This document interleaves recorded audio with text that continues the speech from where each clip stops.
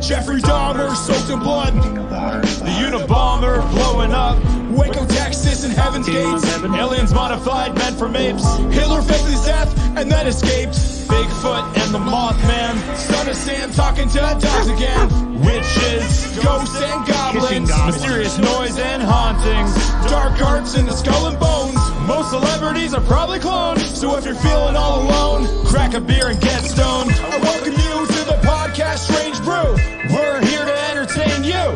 We're here to entertain you. It's about to get strange.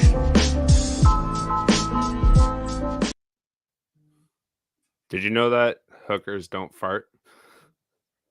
They only let out little prostitutes. All right, that's very funny. I enjoy that.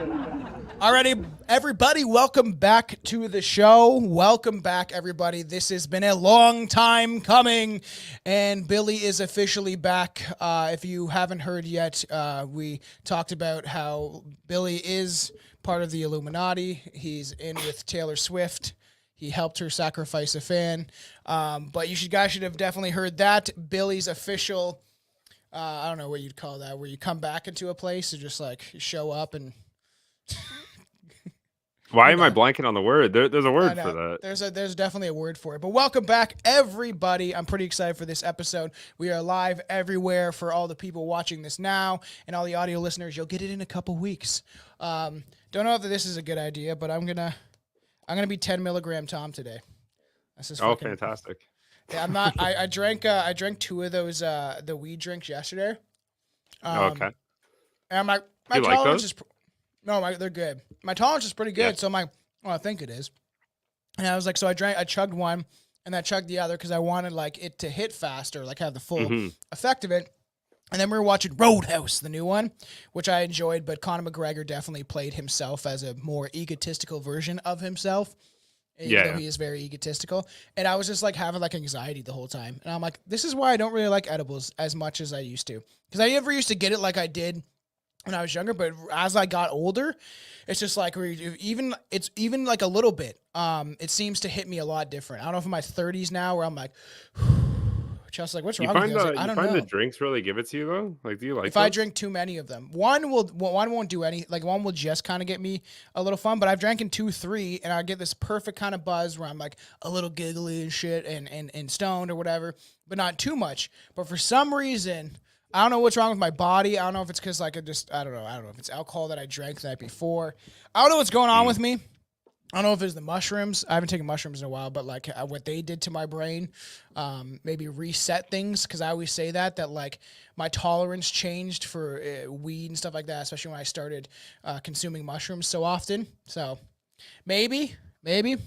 What's up to everybody listening? This should be a fun time. We're getting into the dark web. What do you know about the dark web? We couldn't have done this like 2 years ago when I would have fucked around with it. Yeah. Would you now? No. I'm old and boring now. yeah, that's true. And you look like you just came out of jail. I was gonna say maybe you should wear a hat. Maybe you should. You don't want to. You want to like my hair. My hair's coming back. No, I want my hair to come back full luscious. You're gonna be bald in like 5 years. It's never gonna happen, man. I'm gonna grow my top of my hair, and I'm just gonna get it to part over here, and then slowly my beard's gonna fade, and I'm just gonna have a little mustache and a fun little haircut. It's gonna be in 2 spots. So basically, what ends up happening is that middle spot back where the lip rests in the back of your head, that's gonna be like a patch of no fucking hair, and the front is talking about already yourself. No fucking hair. You're gonna get from your hat, man, especially when you're sweating it. I don't wear my hat at work. I wear a bandana. So if I just have like a missing, missing hair. So if you're not in the know, you might be asking, what is the deep web? Also known as the darknet. This is a latter term, in fact, more accurate, primarily accessed through Tor networks. The deep web basically allows the access to the 21st century underground market. It is also an anonymous playground for content that is unsuitable for the clearnet, the everyday internet. It is largely untraceable, though not completely, and is perhaps widely known used for the sale of unmentionable goods and services. Unmentionables. Like livers. Well, And we'll get underwear. into it. Oh, actually, let's go back on there. I want to start selling like underwear and shit. You gonna pee in it? You gonna pee in your underwear? I don't fucking care, man. Like whatever. Like someone's gonna give me $50 for it. I'll go to Walmart, pick up like a pack, like a bunch of packs. We'll like stock up. We'll have like 5,000 pairs of underwear, and every time I need to use the washroom, I'll just do it on the underwear. So fuck. Back it up and sell it. Like if people Realistically, are there buying, might be somebody out there that would. There's some sick people out there. That's for sure. done. So Yeah. If that's what you're looking beyond, for, I am your distributor. You ask me, and I will provide. and then you get involved with like this Japanese gang, and it's just like, and then you're like, all That's of a our sudden, market.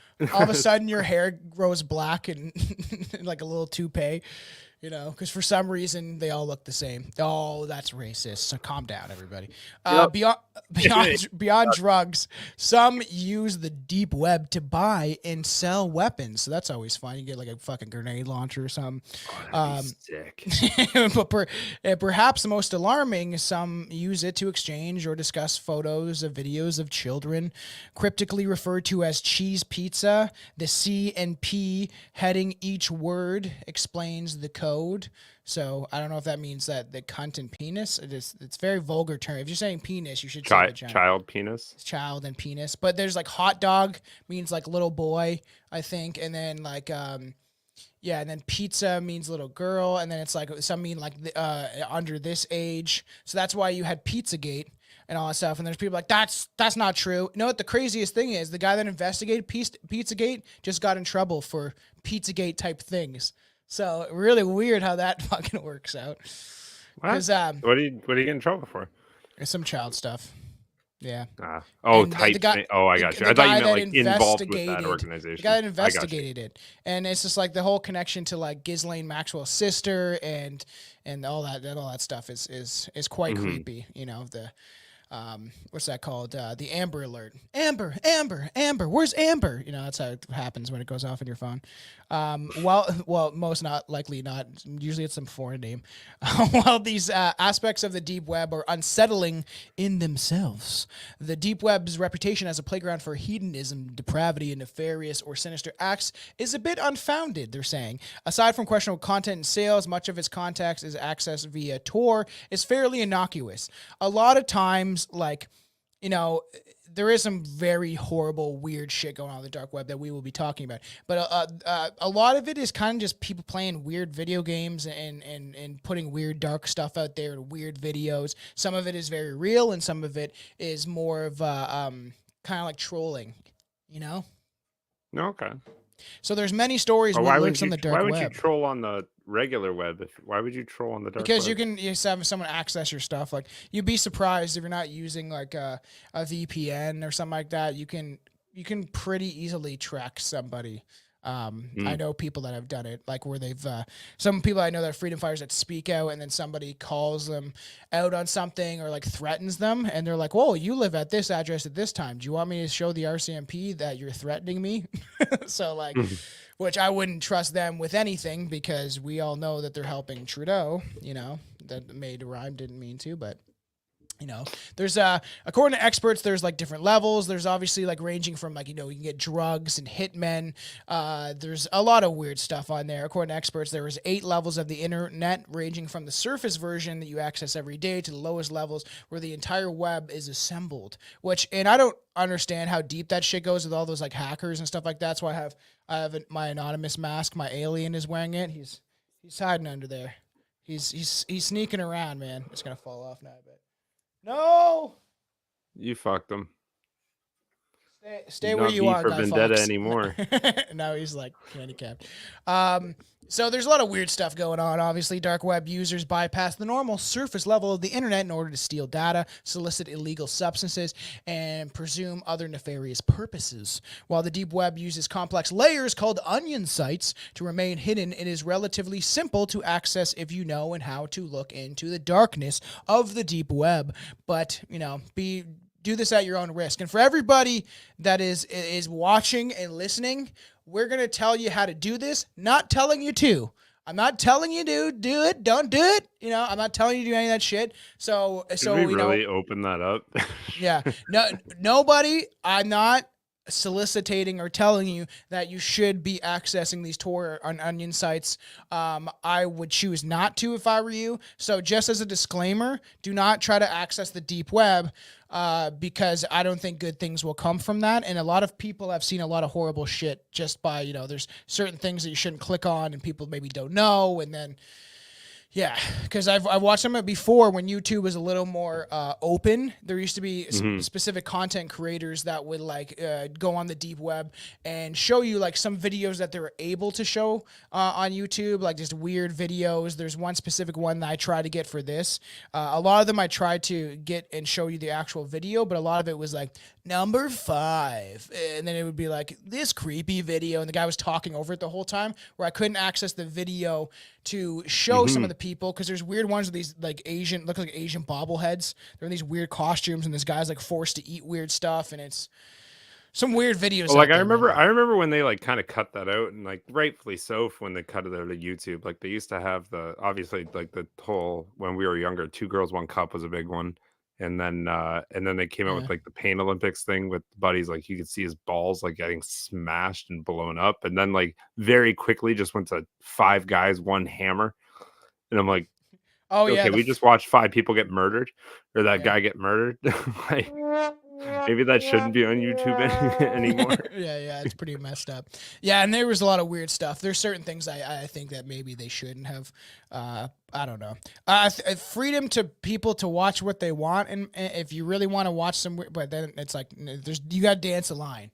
There's got to be a line dance. Yeah. Talking about something is one thing, but then being like, look, this guy getting beheaded, that's another kind of thing, right? And I don't think people. Or when the beheading videos. I remember that too. Yeah. Well, just like it was when, we had rotten.com and some of those stuff where, you'd be like, ooh, let's see what this looks like. And it's not fun. Like I always remember the hand in the meat grinder, where someone like put their hand into a meat grinder by accident. Ooh, I didn't see that one.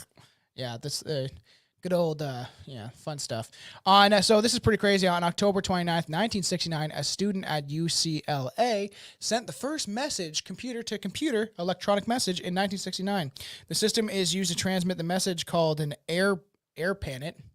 The ARPANET. The ARPANET was a precursor to the modern internet. It didn't take much time for people to set up darknets, or unlisted covert networks that use ARPANET framework. Not only did dark nets spring up very soon after the invention of the internet, but also helped to pioneer some of the online uses we take for granted today. For example, the first online purchase wasn't a book or a video game. Can you guess what it was, Billy? Underwear. Drugs. It was drugs. So many drugs. Yeah, of course it was drugs, right? Yeah, of course. Because people, and the quicker way to get drugs, is to get off the internet, the internet. So, beginning in the early 1970s, students at Stanford co-opted ARPANET for drug deals. The operation was relatively small, but the students used the internet to keep their dealings secretive and hidden. During the 1980s, people found storing illicit and sensitive data increasingly difficult. The internet remained open, making it transparently hard to avoid. To get around, these users attempted to create data havens where sensitive information could be stored far away from prying eyes of authorities. It wasn't enough to isolate the information digitally. Many users separated their data physically as well. Many of these data havens existed on islands in the Caribbean.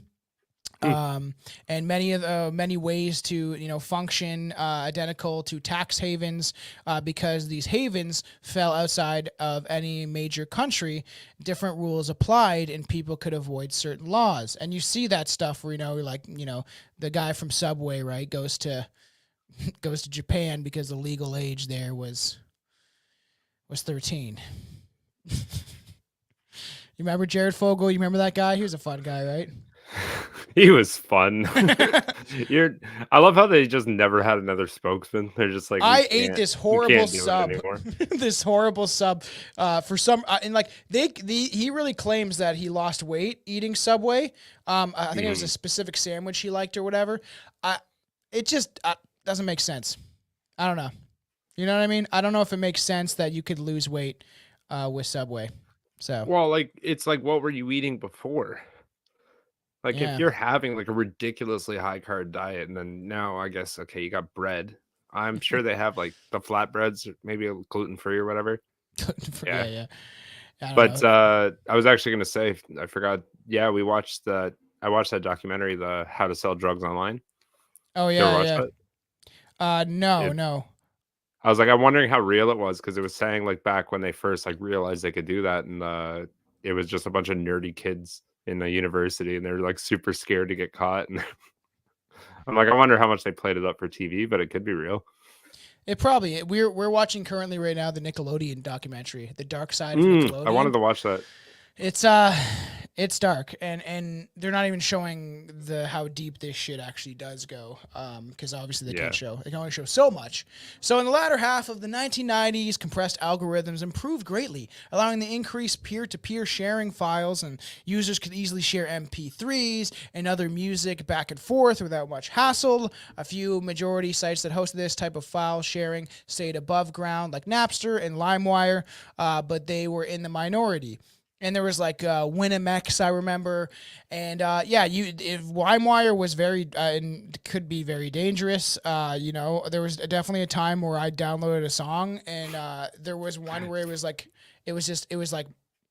black chicks, fucking, and it was just like, oh, I wanted to like have this Alexis on Fire song, and this is not Yeah, it. I know. It's so many, so often. You So never knew what you were getting.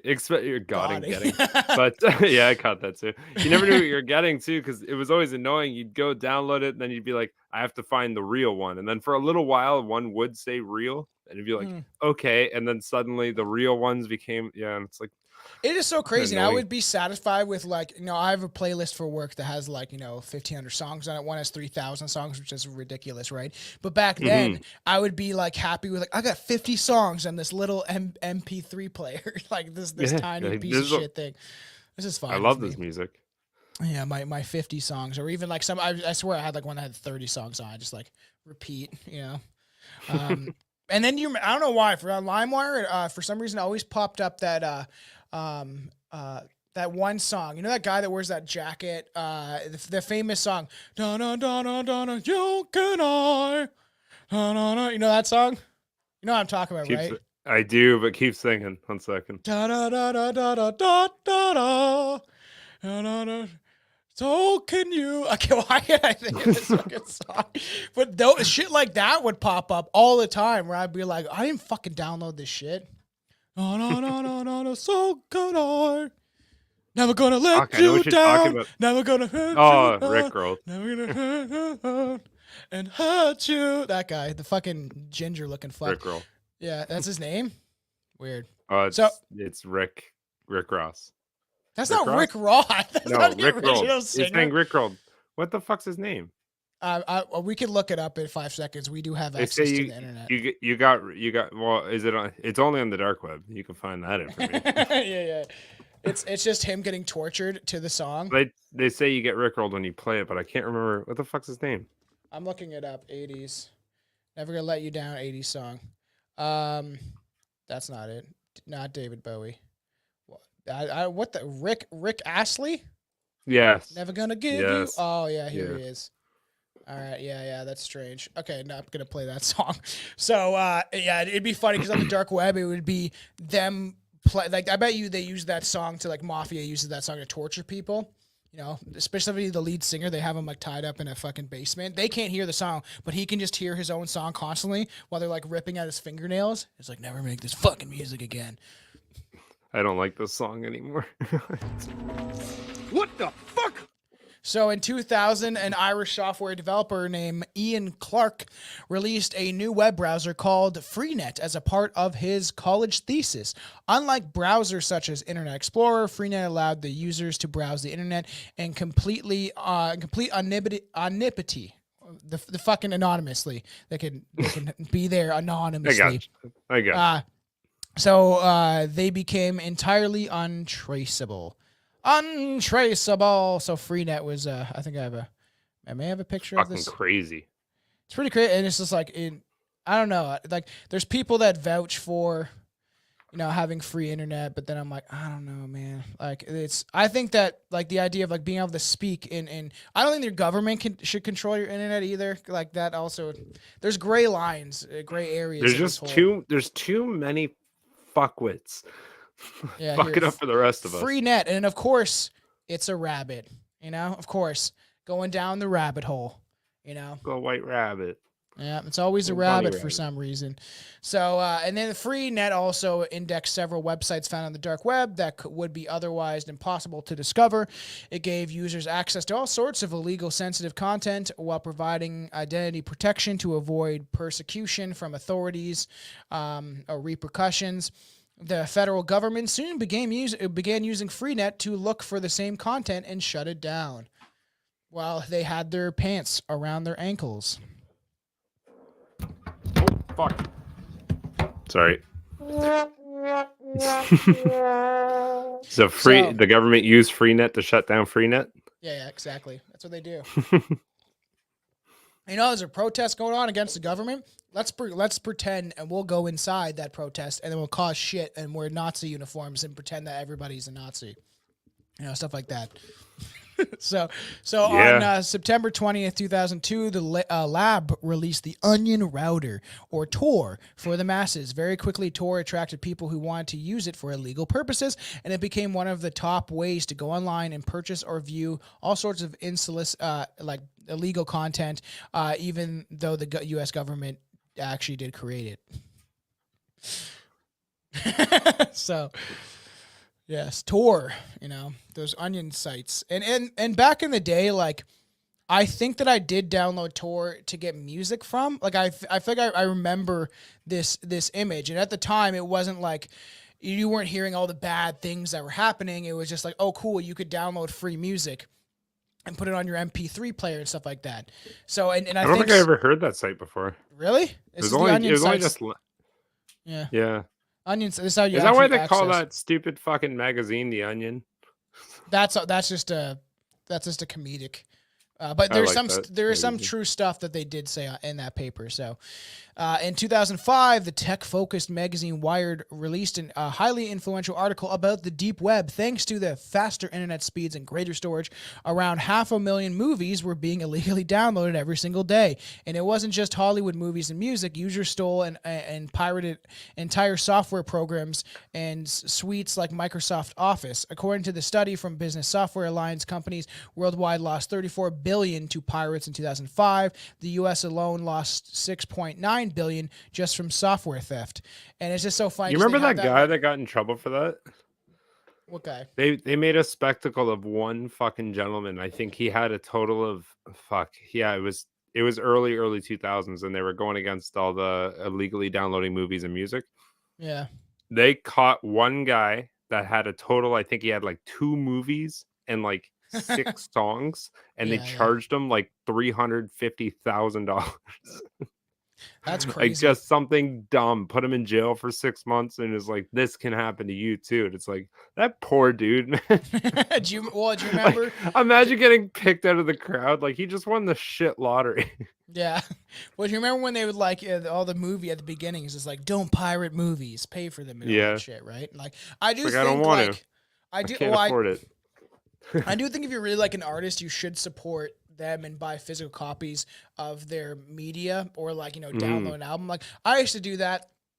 At least like if I used to have a lot, I still have a bunch of CDs and records and stuff like that I've supported artists for, because I started collecting vinyl. But even when now it's just like you stream stuff, so you're just like renting the song essentially. But when I used to be able to like buy the albums, I used to buy them on like Google Play or whatever, and actually buy the albums to at least support them. It'd be like $6 or whatever, and then you'd supposedly have for a lifetime. But all that money that I spent on buying music, and now it's gone forever. Right? I don't know where the fuck it went. I don't know I can't remember what I was using. Like I had like one of those Sidekick phones, and and this is when I was a teenager, and I don't know how I got my dad's credit card, but I downloaded like 30 songs, and altogether it was like $50-$60, and my dad's like, what the fuck man. Oh, Come so on. you didn't support them at all. My dad did. Your father did.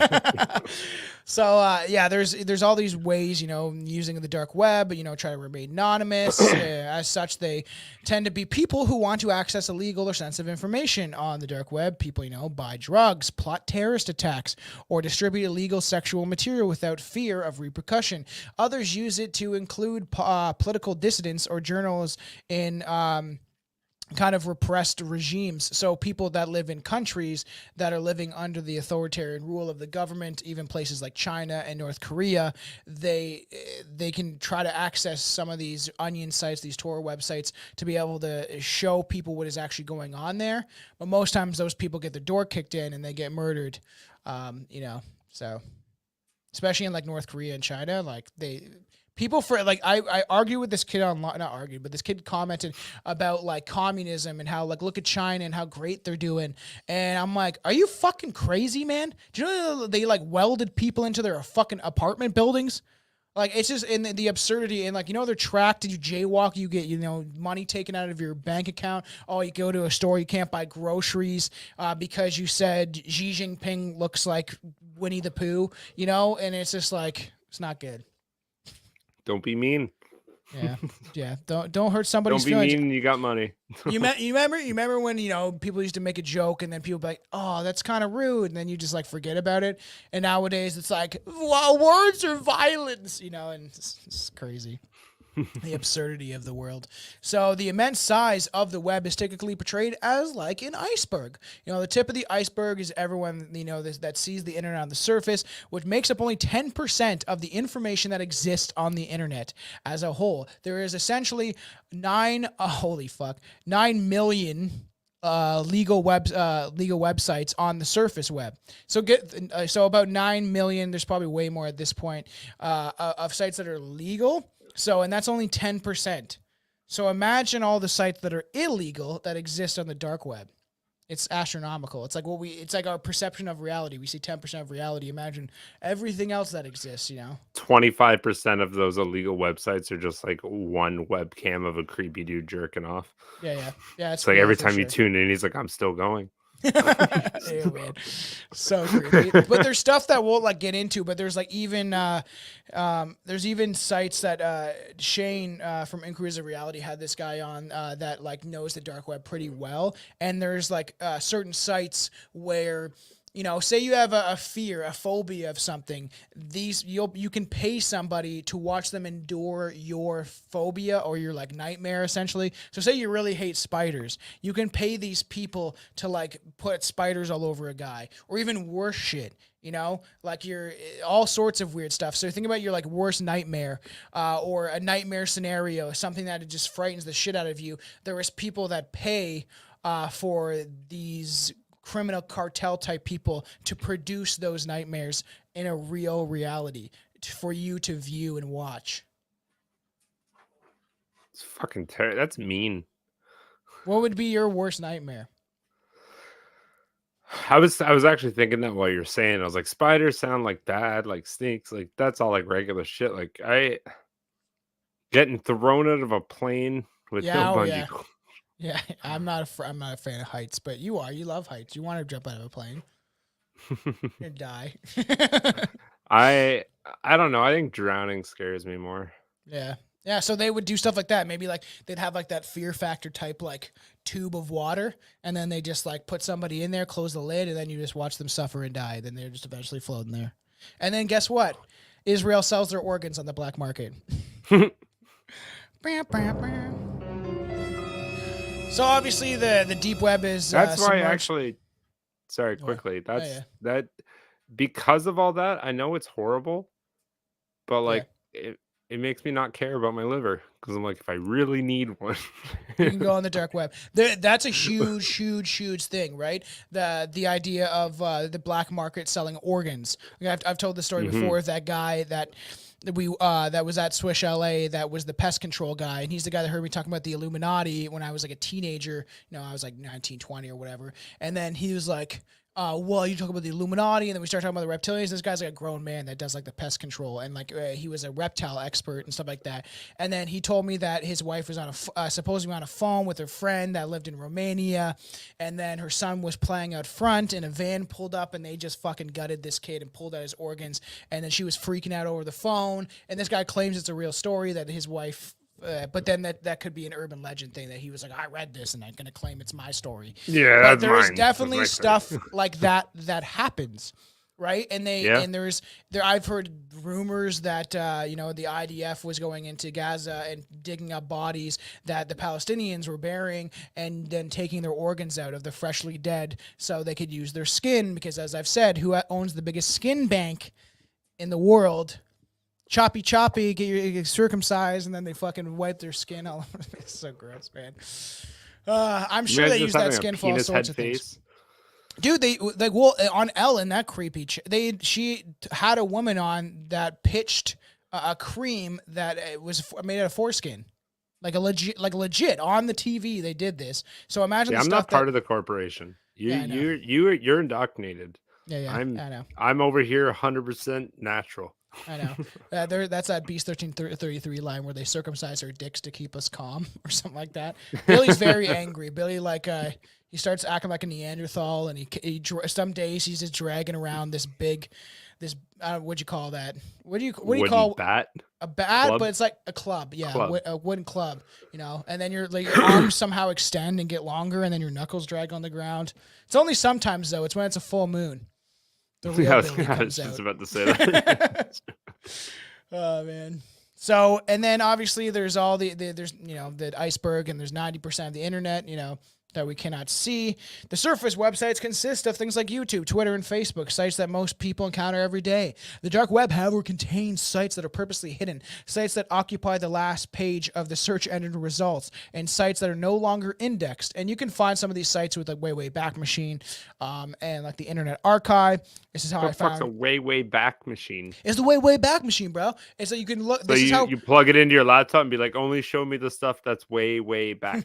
So it's if sites have been deleted, well, not deleted, but scrubbed somewhat from the internet. I'm sure there's other ways to do it, but this is how people found out that Pierre Poilievre was part of the World Economic Forum, because he was on the World Economic Forum site, and then conveniently a month before he announced his candidacy for like the opposition leader, it was gone, and then he like doesn't claim that he's part of it, but you are, you fucking weasel. Millhouse. How did they? Sorry, they found that out with a Way Back Machine. Yeah, so like, you what can type this machine? Stuff, is this?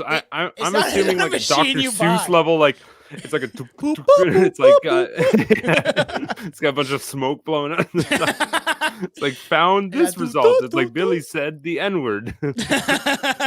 2004, like Justin Bieber, singing about the N-word. But no, it's like a website that you use. Fucking wait, what? You didn't hear, like Justin Bieber sung a song, or he's talking about a joke. He was like, what was it? Something about how black people are afraid of chainsaws because it goes, yeah, that fucking joke. So it's not appropriate, but. Maybe for Rumble it is, but we're trying to stay on YouTube as long as we can. So it is weird. So you type in stuff to this, and it can dig up archives that have been since deleted or whatever, or stuff that, and this is how people are able to find stuff. Even like, there's the Internet Archive, which is just archiving stuff that has existed, and that's how I'm watching certain documentaries that I'm not allowed to watch, because all of a sudden, if you ask questions, that's bad, so. That's bad. You're Get bad boy. So yeah, it's very weird, right? Despite its size, the dark web remains largely hidden. While the surface web has an estimated 2 billion users, the dark web has roughly 960,000 users. Far fewer people seek out the encrypted website, and most have no idea how to find the dark web at all. So eventually, we're gonna get into it. We're gonna find. You need out. a way back machine. Yeah, way back. way back. Yeah, this is going to get so kind of bizarre. So there's all these different levels that we're going to talk about. There are alleged 8 levels of the internet. The first 2 levels, called the surface web and Bergy website web. I don't know what Bergy is. Bergy web, whatever, are accessed for most people on a computer. Sites like Reddit are surface web, but are considered gateways to the deep web content because there are links connecting the separate areas. Bergy Web has a non-index site that don't appear in search engine results, but content can still be accessed with a normal web browser. Bergy websites include 4chan, Black Hat World, and One Eden. So all these different sites. And like I never got into this stuff. I refuse to go on Reddit because I feel like it's a safe haven for fucking communists. Like there's a lot of weird stuff that goes on Reddit, and people are like, "Oh, you should start a page for the podcast because then we can post all sorts of memes and funny shit." Because you know how the host heads page is now still up on Facebook, but no one really uses it as much as they did when we first created the host heads page on Facebook. There was people sharing memes and all that stuff, and we had like 600 people, and then it was growing all the time. And then it was all of a sudden the serial killer memes that Billy posted, I posted, started getting us flagged just for serial killer memes, and then eventually it got shut down. And then so I had to recreate, which is like crazy, over serial killer memes. And that's what our internet, or our Instagram, our original Instagram that thousands of people got in trouble for, is literally for serial killer memes. And then there was a picture of me and Billy for a Patreon episode where I made Billy look like Jeffrey Dahmer and I was John Wayne Gacy because we did this like what serial killer would you be kind of thing, like a drawing out of the hat. And then I put a cartoon dick because we talked about this guy got his dick cut off, and then it was a cartoon one, clearly it wasn't a real penis, and it got, that's the reason our Instagram got shut down for like the littlest stupidest shit. Like, yeah, I know. It's dumb. That stuff's dumb to me. Like, come on. And like I posted a video of the one strike I have on our Instagram now is I posted a video of Richard Ramirez talking, and it got taken down. And I'm like, he was on Jerry Springer or Montel or some shit like that, and they brought him up on the screen. And why'd that get taken down if it was like that was on TV though? Yeah, it was on TV. It was on the Maury show, and they brought him on through jail. And he just said that everyone has the ability to kill, that if you're pushed too far. And then they were like, this is sensitive content. And I'm like, come on, man. And now everybody, if you don't know, go to your Instagram, go in your settings, go to sensitive content, and now there's a political thing where, and it's on, unless you turn it off, how there's the one where it's like, do you want to see sensitive content or not sensitive content? Now there's a political one, and this happened recently, and everyone's Instagram has been set where you don't see political things unless you change it. Really? Yeah. Huh. Sneaky ways of trying to limit people's access to what's going on, because now with all the access to the internet and X, even though people are getting banned on there for exposing Israel and stuff like that, it's so fast that they're trying to shut everything down because it's like, oh, everyone said they're all getting exposed, because it's happening so fast, right? And, so obviously the proxy level acts as an interface between users and illegal content. The third level sites are filled with illegal adult material, assassination videos, hacked information, and other illicit materials. According to the third level, requires a Tor browser, with the Tor having access to a trove of questionable material, including WikiLeaks archives, instructions for making bombs, federal intelligence, and terrorist group information. So all the CIA's henchmen, I'm just get all the three-letter agencies, but you can get a bunch of fun stuff, man. You ever thought about making a bomb, Billy? I don't want to say that on here. Just kidding. No, everybody, I have not. I'm just take nothing joking. Seriously. It's a joke. I knew kids used to talk about the Anarchist Cookbook and stuff like that. I think I've seen it once in my life that someone I knew had it, but I've never read it. But back in the day, it was kind of like a taboo thing. Oh my God, the Anarchist Cookbook, and it's just. And it's just I know you're saying you don't really want to get into. You just reminded me when you said Reddit. Yeah. But do you go on it? I don't. I like it. I use it for all my dad jokes. That's pretty much all I use. Weird. Yeah, I don't know. It's just. I've been on there and it seems very toxic because everyone's like anonymous and they're arguing about stuff. It's super toxic, but it's fucking hilarious from the outside. Bunch of tranny communists on there. Get out of here. Don't try to, whatever. Like if you're gonna do it, be prepared for an onslaught of hate. But it's funny. I was just scrolling down. Actually, funny enough, they band together in funny ways too to make it interesting. So I was scrolling down a bunch of dad jokes, the dad jokes can get like out of control or whatever. Yeah, way to block me while I'm trying to talk. Yeah, that was you going on Reddit. Scrolling down the dad jokes.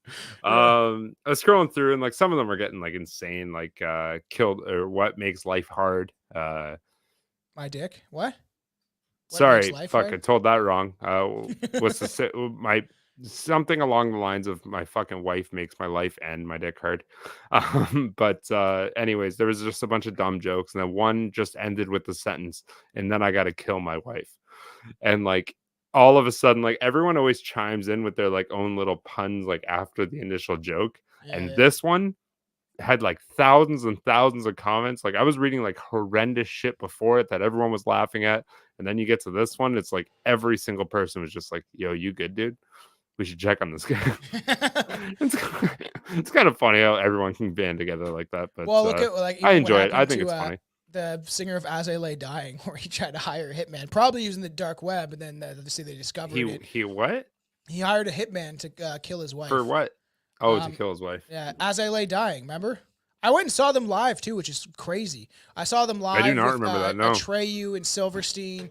Mm-hmm. And are you living in the 1980s, man? Did I just? Bro, Did I just? I hear know. Did I just Yeah, hear that's my was dad's that a cell phone. rotary phone?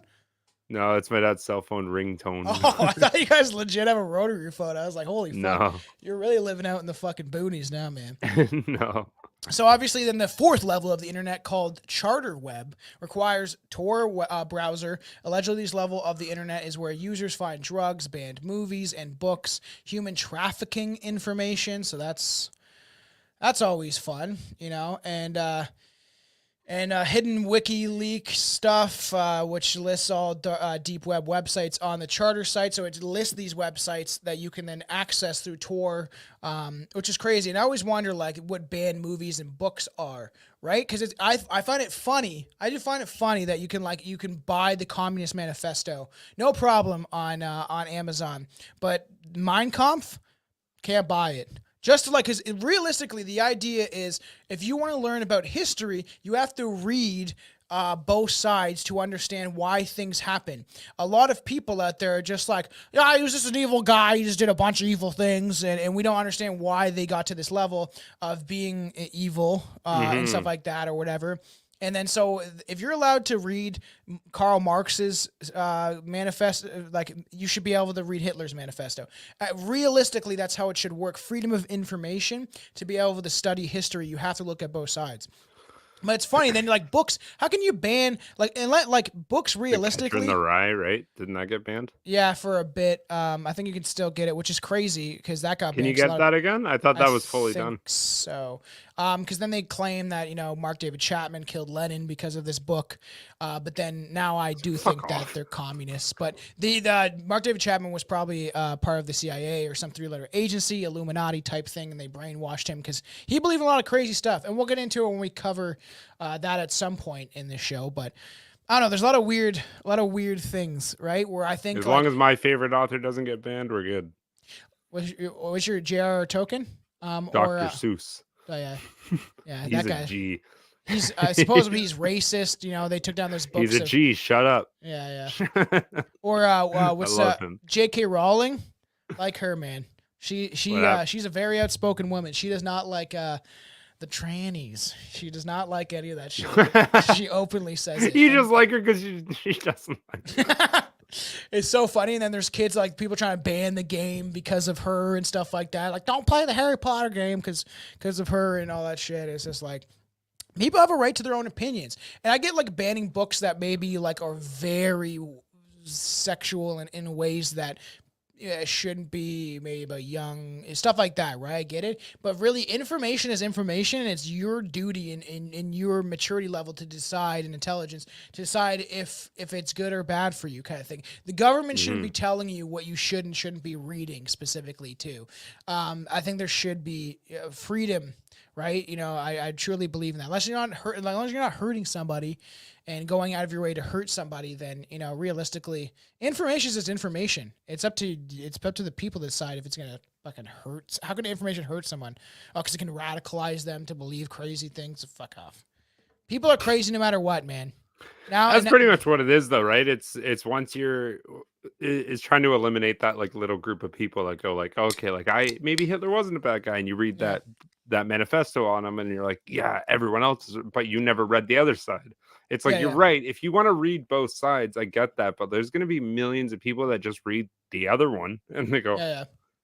Well, yeah, and that's why people need to like kind of dig through the weeds, because I think that we've been lied to on a grand scale, but it's up to people to decipher that information for themselves, because the victor writes history, so who knows what actually did happen, because you can't know it all. You can't know everything that happened during World War II, and who like, and I always bring this up because like the Churchill thing. World War people- II, a lot of people are still there and alive, Yeah. right? World Yeah. War One, okay. Yeah. That's now just But- all passed down But information. it's like but everyone's like, Churchill's such a great guy. The guy was a warmongering fucking criminal, and he killed way more people than the Nazis did. He's just dropping bombs everywhere, and then essentially they got pushed against a wall, and then they're like, all right, because everyone talks about the Blitzkrieg and what Germany did, but nobody talks about how Churchill just consistently kept bombing Germany over and over again, and was the first person to drop bombs and not have essentially like ground warfare, and kept pushing and pushing, and then obviously the Big H eventually was like, well, if you keep fucking doing this, I'm gonna have to start dropping bombs too.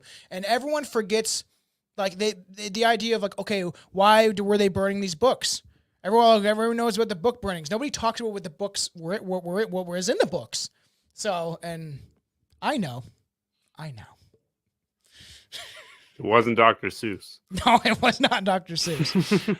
Let's just say that. So the fourth level of the internet. According to rumor, much of the charter web is built using a closed shell system. These private networks are not open to the public and can be accessed with specialty routers, which I've seen dudes that do this or used to do it on YouTube, where he's like, don't do this at home. This is a bad idea, but I had this router that But here you go. decrypts all this, like it all deciphers everything, and then like it kind of shoots it out where it's no one can kind of trace it. But these parts are supposed to be difficult to acquire. Closed shell sites are said to be sources of WikiLeaks. These sites are typically housed on single computers or system networks, not connected to the external source. And if I was really wanted to fuck people's day up, I would bring up the images of the girl that Hillary Clinton took her face off, and I've seen them, and it's fucked up. And these were produced on WikiLeaks type sites and the dark web. She tortured specifically two girls that they know of, and they have actual footage of pictures. There's a picture of the skin, like the skin from the face. There's a lot of weird stuff, it's real, in my opinion, and the images are quite disturbing if they're fake. Whoever made that obviously has seen something like that, or they wouldn't be able to produce something that looks like that. Because realistically, you have these weird dolls that they have that you pull down. There's like there's some weird shit out there. It's like how are you developing this if you've never seen it before? You're just doing it for fun. Imagination's crazy. You could say that, but it all comes from somewhere. The fifth level of the internet is called Marina's Web. Like you get like the Marinas Trench or whatever. Mariners Trench or whatever. Not Mariners. That's fucking comic books. Some say it doesn't really exist. Well, we'll be doing an episode on it. So I don't know when I wrote this a while ago. So I guess at some point we will dive into that, because I obviously think that I found more stuff. Trench. Yeah. Marina's Web. I don't know. I'm sure. I think I found more stuff on there. So it allegedly holds lost in highly classified information, such as the location of Atlantis. The section is named after Marina's Trench, the deepest part of the ocean. However, they theorize that the technology to reach Marina's Trench has been yet to be created. So there are people that claim that it doesn't even exist, that it's such buried in the darks and depths of the internet because of how it is, and then it's just crazy because like experts say the sixth level of the internet is also the most dangerous and exclusive. Some suggest that reaching content on the sixth level requires a quantum computer, powerful new technology that is still in development. Which is like if you think about it, that's bizarre and crazy that there's so much information put on this. That's why if they ever were to shut it down, so to speak, like this, there's going to be a cyber attack. There's going to be I can't do Klaus Schwab.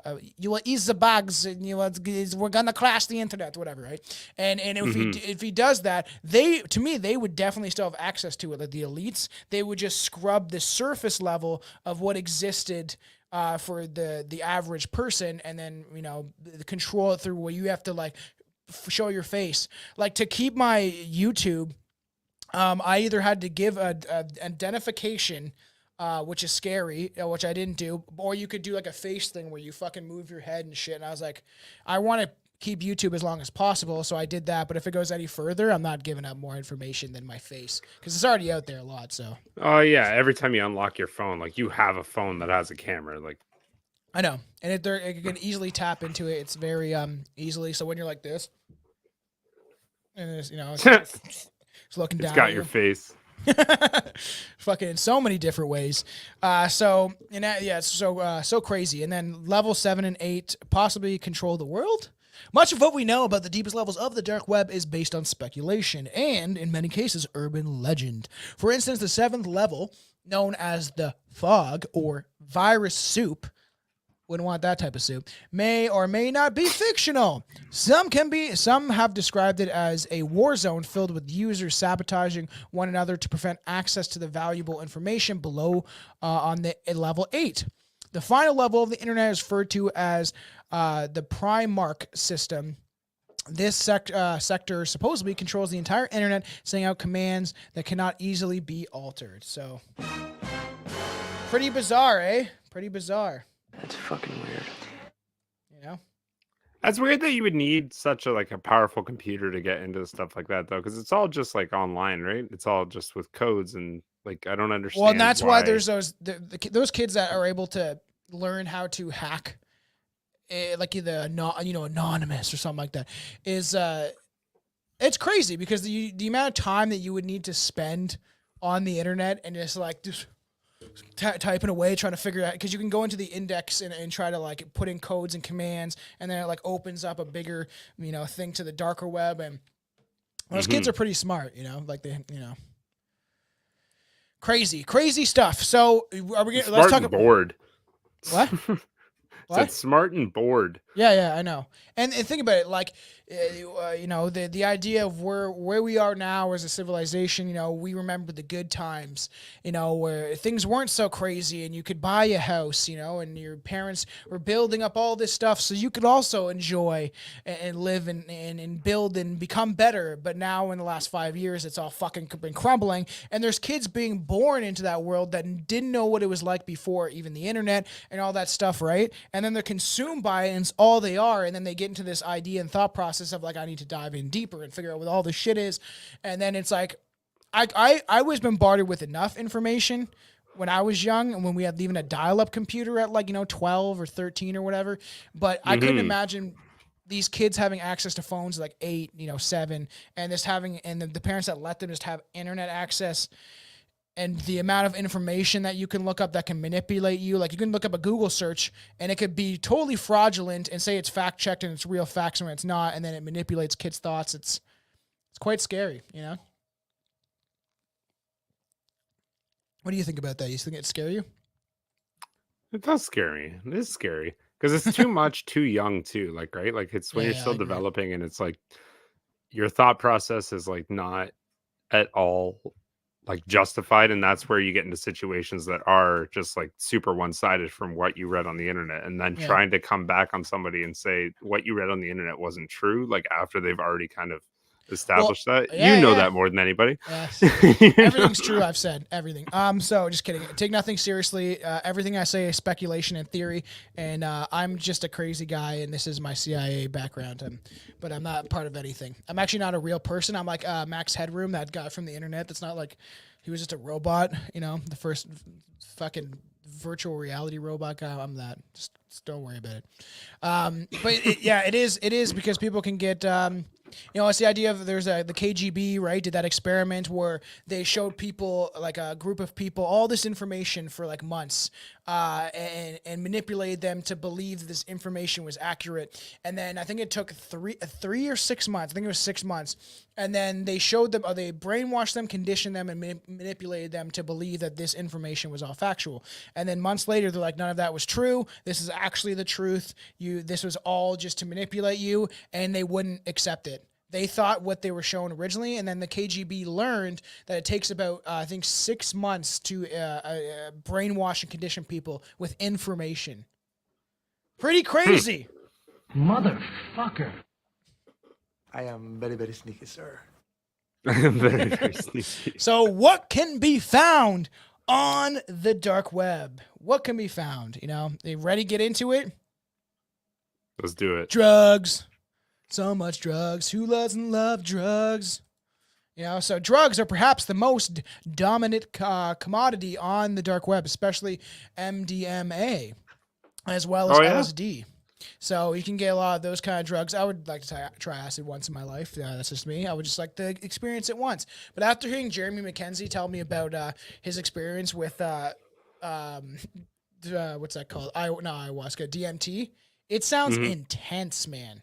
Intense. Like I've heard stories about it. I've seen comedians talk about it, but he's like, you know, you just have to, it tastes like you're inhaling glass and it's just like this sharp feeling. And he's like, then you start turning into a cartoon and he's like, you have to keep going and get past that. Cause he's like, once you, it's like, you almost have to like accept that you're dying. And then you gotta take 3 big hauls and then you get shot out of your body and you're in some like space that he said feels realer than this. And it's just like, I want to try it once, but he was like, I've only done it twice. And the second time, he's like, my hand was shaking. I'm going to post a clip for Instagram. But he's like, it's frightening because you're becoming something that no control over. And it lasts like 6 minutes, but it feels like forever. Sounds scary. I've never fucked around with that. The only thing that I've ever, like short term like that was salvia. Yeah, that and people, that's pretty powerful. More than like I always thought, like, you know, and people talk about like it's this crazy powerful thing. I've done like I did like 5-6 times, and then the more I did, the more I got used to it. But I remember the first time I did it, like I've told the story before, where I was like outside on a bench out front of a convenience store that we just bought it from, and then I was like, they used to sell it for a fucking convenience. Yeah, and you could be able to get all these certain strengths. It's crazy. I remember having headphones on my neck and it feeling like a snake. And I was with this chick Quinn, who wasn't the greatest looking chick. All these like girls I used to hang out with from bad parts of Brantford, Ontario. And then she like was turning green and shit. Like she looked like a witch to me, and I was like couldn't stop laughing and feeling uncomfortable. And it's weird, man. You know, yeah. Belong to a secret society that has been around for thousands of years. Calm down, Randy. Calm down. Yeah, it's crazy. So, and then obviously they are easy to conceal and ship to online shoppers, but buyers should beware, not merely because the anonymous ability of this stuff of the deep web increases the risk of getting scammed, but also because it's virtually impossible to know your dealer. You don't know who these guys are. You don't know who's selling you these drugs. You know what I mean? You don't know. Yeah. You don't know who's selling you those drugs even when you do know them. Even when the government's because you don't know who the fuck he got it from. Seems all the same to me. Yeah, it's true. It is true because now there's like so much coke out there laced with like fentanyl and that shit's going crazy where people are just like, there's that new drug. I thought it was fentanyl, but I think there's another one where all those people are just now they're upside down U's, they just walk around like that. They're just like, they're bent. You see all those videos, Vancouver, Philadelphia, there's so many places that have this like rampant drug problem, LA. And there's these people that like all the drugs they do, they turn into an L. They're just back breaks. 1 sec, brother. I gotta fucking close my blinds. The sun's hitting the snow, and I'm fucking blinded here. I hate Canada's nonstop snow for some reason. I want to get out of this fucking shit. Hope everyone's enjoying themselves. I was trying to check Rumble for the chat, but didn't have it pulled up. But we want everyone to enjoy yourselves, and for all people watching, I always suggest stream it on your TV. Smoke a joint with us. Get a little liquored up. Enjoy yourself. I don't know. Chew some mushrooms. Have a fun time while we do this stuff. Me and Billy used to be in the same room. He'd be over here in the big studio, but he's since left me. You're fine. Like everyone have fun when we're doing some of this shit because there's gonna be some fun stuff we're gonna be bringing up and doing. All right, that's so much better. Holy shit, man! We got fucking 30 centimeters last night. Really? Yeah, got dumped. No, thank you. I don't want any of that shit. The sun's bright as hell off the snow. We had like 5 to 10 centimeters. I'm like, I'm over this shit. I'm over it. So obviously, you don't know what type of drugs you're getting. especially the unpredictable nature. Take, for instance, hallucinogenic 251-NBOME, otherwise known as N-bomb, which can be mass-produced by anyone with a passing knowledge of chemistry, thus made poorly if the manufacturers don't really know what they're doing. I don't know what that drug does. It sounds fucking insane. This Never makes heard the of it. drug particularly dangerous, even deadly. Not to mention, it can mirror the effects of bath salts and potentially lead to rapid kidney failure. So that's fun. That's fun. Sounds fun. Sounds fun. Fun time. Sounds like a good drug. Let's go do that one. Should have your kidney explode? Your When kidney's it's already time, your it's kidney time. already is your kidney is already losing its steam there, bud. You should detox. My kidney's just fine. You should detox with milk thistle. Yeah, so weird. This is a novel synthetic psychoactive substance with strong hallucinogenic properties, seized in 2003 for synthesized in 2003 for research purposes. So weird. It's just so crazy to be like, I just want to see what this does. Let's just find out. You can get it in pill form. Ooh, you can get little acid tabs. That sounds fun. Not really. So bizarre. So obviously, and then there's weird things like Daisy's destruction. This is there's some weird stuff on the dark web, and it gets pretty disturbing. So it is difficult to separate fact from urban legend of Peter Scully's nefarious child videos. What is clear is that Daisy's destruction, sometimes called the destruction of Daisy, are extreme and brutal videos available only on the darkest corners of the deep web, featuring Scully and nefarious accomplices assaulting children as young as 2, and in some cases God. ending their lives. And it's fucked up, man. It's pretty crazy. There's some crazy stuff. So Special type of fucking mental. well, and it becomes like when people become so depraved, that it's. Let's look this up. It's probably gonna be like, you cannot access this. What is it's so essentially it's like this. I'm gonna bring it up on screen. It's like I think it's like this. It's a game, but then they they show you things in the game. That looks like a fun time right there. That's fun. So this must be one of the guys associated with it. I don't know. I don't want to dive really deep into this stuff because it sounds very disturbing. But yeah, it's like, I think it's like a game. And then you play this game and probably see all sorts of weird shit the deeper you go inside the game. And there's one that we'll be talking about specifically. But pretty crazy, pretty disturbing stuff. Fucking nuts. Hurt to the core. That does not sound fun. Do not search Daisy's destruction on Tor websites, not only because it's going to be a mistake you're going to regret for the rest of your life, but also because it is illegal to search and could get you arrested, which is crazy. So I don't suggest anybody to go look for that in any way. Or you'll be arrested. Yeah. Go get you. Yeah, or like the fact that you might see something that can traumatize you for probably the rest of your life. Because there's like, obviously, like as we said, there's like think about the most disturbing thing that you can think of. It's probably out there on the dark web. It's probably out there somewhere. Guys getting their penises cut off. You think about stuff like what's that? Because that just made me think of Hostel, right?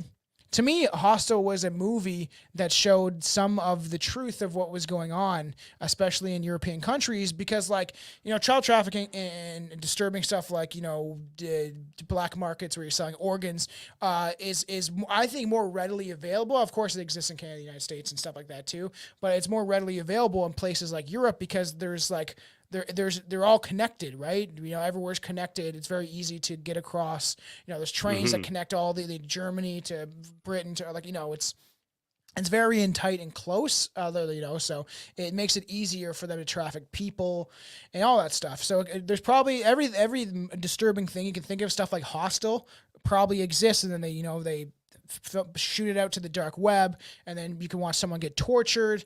I'm sure, and then there's people that it's almost like OnlyFans or some of these porn.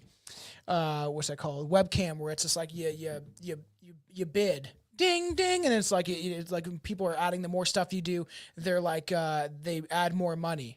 You know, so it's like, oh, for this money, many things or this amount of money, I will, you know, show you my tits. And then it goes to like, oh, you see this huge dildo? I'll shove it in my ass for this much money, you know. And then the more extreme. So you think about that. That's just on the surface level internet. Imagine the stuff that is on the dark web. That, you know.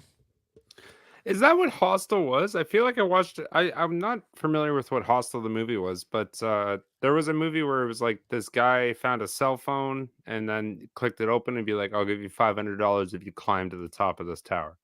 Oh And yeah, then he there's stuff did like it. that too. And have you I don't seen know that what movie? Is that what you're talking about or no? No, but I've either heard of that or I probably have seen It it. was so That sounds fucking familiar. good. By the end of it, it was like Kate break into this girl's apartment and then like $1 million hits his account and then it's like kill her. It's like you can't if you leave the game at any time, that's not a checkpoint, you die.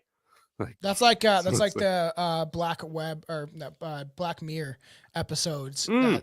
That might have been maybe it. that's where I saw it. I might have saw Yeah. it in a Black Mirror episode. And it's crazy, right? And then Hostel's the idea that they use people for like they torture people, and then you can like pay to torture people. They get tourists that go missing, and then you can be one of the guys that tortures people, and you maybe like I want a blonde girl, you know, that's this age or whatever, and stuff like this. I think very much does happen more than people will ever want to admit, and it goes to even more nefarious levels. And it gets tough for people to, especially like you don't like. There's people out there that don't want to believe that the government's corrupt, or my government wouldn't do that type of stuff. They wouldn't freeze bank accounts and trample people with horses, and they're still Go doing it. vote them out. Yeah, I'll vote out the libs, you know, and I'll vote out the fucking the cons. I gotta just vote him out. Like this guy gets in, and he's equally as shitty. It doesn't matter who you vote for. It's declining. You know, people were like, well, remember the Harper years? Harper sold this out to the Chinese, and the reason why the police can access and you know criminalize you for information and stuff like that is because we're during the Harper years. People don't even know or care about this stuff. But, you know, so imagine there's people that just like be like, nah, I want to hear that. And a bunch of people are involved in this stuff and the horrible things that happen in this world, you know. But see, there's like places like Silk Road where they like literally could sell you drugs. You know what I mean? That sounds fun. High Did you heat just cocaine. pull that up? Lab tested MDMA. Free shipping. Free shipping. Look how much that No shit escrow. is, man. Holy fuck. And it's just like the weed that's $2,300. Oh, it's 100 grams though. Yeah, that's a lot. How much is That's a gram crazy. of MDMA? Wasn't Digital a gram goods, only like drugs, 15 drug bucks? paraphernalia. A gram of coke is like $80, bro. No, MDMA. I don't know. It's feel like fairly you cheap. buy I think I've done that once in my yeah, life. it was like 10, 15 bucks. I did it Yeah, once too. I feel like Yeah. that's all I paid. Like 20 bucks. I had like a gram Well, and a half. ecstasy pills used to be very cheap and stuff like that. I got a Mhm. problem saying I was a teenager. I'd messed around with shit stupidly, and I never really liked it. It made my heart race and not a fun time to me. So then we have like 8chan, which is people go into 4chan. There's like 8chan. There's all these places that I would choose not to go on this stuff. Personally, I'm not into it, man. You guys can go do what you want. I don't suggest anyone tries to access the dark web. It's either going to get you in trouble or you're going to see disturbing images for like the rest of your life. You know, and then they got the Baphomet subboard. So if you're familiar with Gamergate, you likely heard about 8chan and the forum and message board site where anything goes, more or less. And if you know about Gamergate, you'll probably also be familiar with the term doxing, a process of temporarily making certain individuals' personal information, home address, phone number, email, etc., available in order to harass them. So the Gamergate controversy entails sexist gamers targeting women in the video game industry for this kind of harassment. So the Baphomet subboard hosted by 8chan in this place where most doxing takes place, it has been seeded within the dark net and thus harder to trace. Users of the subboard go one step further by posting their personal information for a brief period of time, then deleting it. This allows those who know how to obtain this information anonymously use it to, you know, to harass people. And I'm sure get them, you know, I'll show you this, you know, if you send me this, you know, and people like there's people within the government that have doxed people and stuff like that, is setting out their information to scare you and make you not, you know, be a political dissident or stuff like that, right? So there is a lot of stuff like that obviously happening where people can share information and then be like, well, you have to give me this much money or you have to do this, you know. And that's also a Black Mirror episode. We're going to show your wife what you're doing if you don't go and do this, you know. Yeah. It's scary stuff, man. And then they'll do it anyway. Because they're like, "Ah, thanks, bye." I know. So, Cruel Onion Wiki. This is probably not fun. But like I said, we're going to get into some disturbing stuff. So there's an old saying, if you can think of it, it's probably a fetish. Right now, off the top of your head, what is the weirdest fetish that you can think of that probably exists? Off the top of your head. Nostrils. Oh, sure. There's probably there's probably things like that. Like there's videos disgusting of like this guy. I almost threw up watching it. How a guy had maggots inside of his nose, and they used like one of those cameras, and it's like, it's like hundreds of maggots inside of his fucking navel cavities. Ew. And he just didn't notice it for a long time. And he's like, oh, and then he started bleeding profusely, and his nose grew to the size. Never mind. Pinocchio. Yeah. We'll go with that. And you know, and then it's like he's like, oh, this seems fucking normal. Is this normal, man? And then it's just like he looked into like they use a thing that you probably got off Amazon, which you can get, which is even scarier. Which I would probably do, but I would not want to, because I inhale metal dust working in a metal factory and stuff like that. So who knows what the fuck's inside my brain? But to like get one of those things and to see what's going on up there, you know. You want? What else can you think of? Collarbones. Sure. No, that's a regular one. Just rub collarbones together. Oh, the excess skin off an elbow. Yeah. Just Your like pin it to a weenus wall. or whatever. You pin it to a wall or something like that. Yeah. You know, there's probably things like this is gonna sound gross, but something like you know, they're torturing someone. They shove a bottle in his ass and they break the bottle inside. Oh, I saw that one. It's so fun. Oh, I've There's some seen weird that. I saws it. You know, there's weird shit I've on. seen did it. That's probably something you could find on the surface web because we were like, whatever. And the guy's like, and it could have been a mistake, you know. People shoving like wine bottles up their ass, and then it's just like, you know, they just have they just have such prostate strength that they're like able to crush it. Maybe that's a talent, you know. I think that's the talent somebody has. They wanted something thicker as the first thing they saw. They never thought it'd break. Like, Yeah. they were just after a good time, and now they're just waddling to the ER. Yeah, there's crazy stories I've heard. How would you get into the car? Oh, you'd have to people. go through the trunk and like lean Yeah. over the front seat. That's Yeah. like your only way of getting in, leaning over the back seat. Sorry. Do you think that someone That's your only has way. ever went to jail and then like, you know, broke some glass in their ass and be like, well, no one can rape me now. See, so all sorts of glass back Fuck, there, maybe Yeah. So there's a chance. there's a lot of weird stuff on you know, disgusting, deplorable, and human acts, such as things happening on the Cruel Onion Wiki. It's a dark web site that features scantily clad or semi-nude women crushing animals, including kittens, under their feet. So that's fun. Getting paid to kill little animals. I always joked about the red paint, but I do love animals. What's the red paint joke? You don't remember that? No. You used to say that all the time. It was the only use for cats. Oh yeah.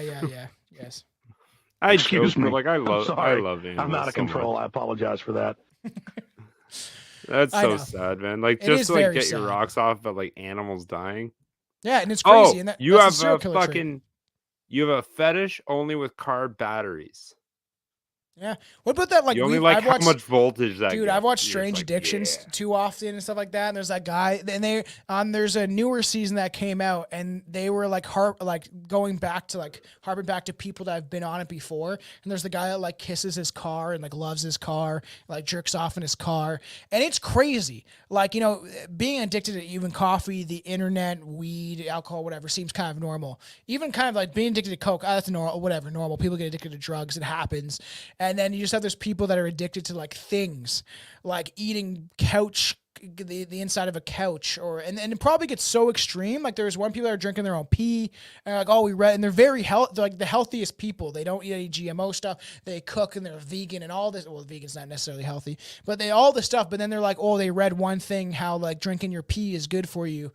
And yeah, and now we talked about this recently on the didn't play the Necro Piss song? Piss. Yeah, you did Piss. recently. You know, it's just crazy. No, I'm still on the train of finding the weirdest fetishes I can find. Did You're Google horny. it? You're no. You're horny for clocks. Every time it goes off, you have like all you hear is the seconds go by. You walk into a room and a clock goes on. You're like, I need it. I'm jerking off right here. And then when it hits that 12 o'clock, ding, you're like, oh shit, oh, man. You're cuckoo like, clocks. That's game over. So I funny. can't leave. I'm obviously, my wife likes clocks and stuff like that. They have them everywhere at their parents' house, and it's just like I never grew up with that. So when we started getting them, and they would like go off in the middle of the night. I never knew what time it was. Like having an old school clock like you have in the background, where it's like it goes like it dings every so often. Yeah. And it kind of drove me crazy because I just had never had that growing up, and I think it's pretty cool. Like having an old grandfather clock or something like that would be fun, but it would annoy me. It definitely would. VHSs. What? Horny for VHSs. That's a bizarre one. I don't know. You can get a little darker than that, I feel like.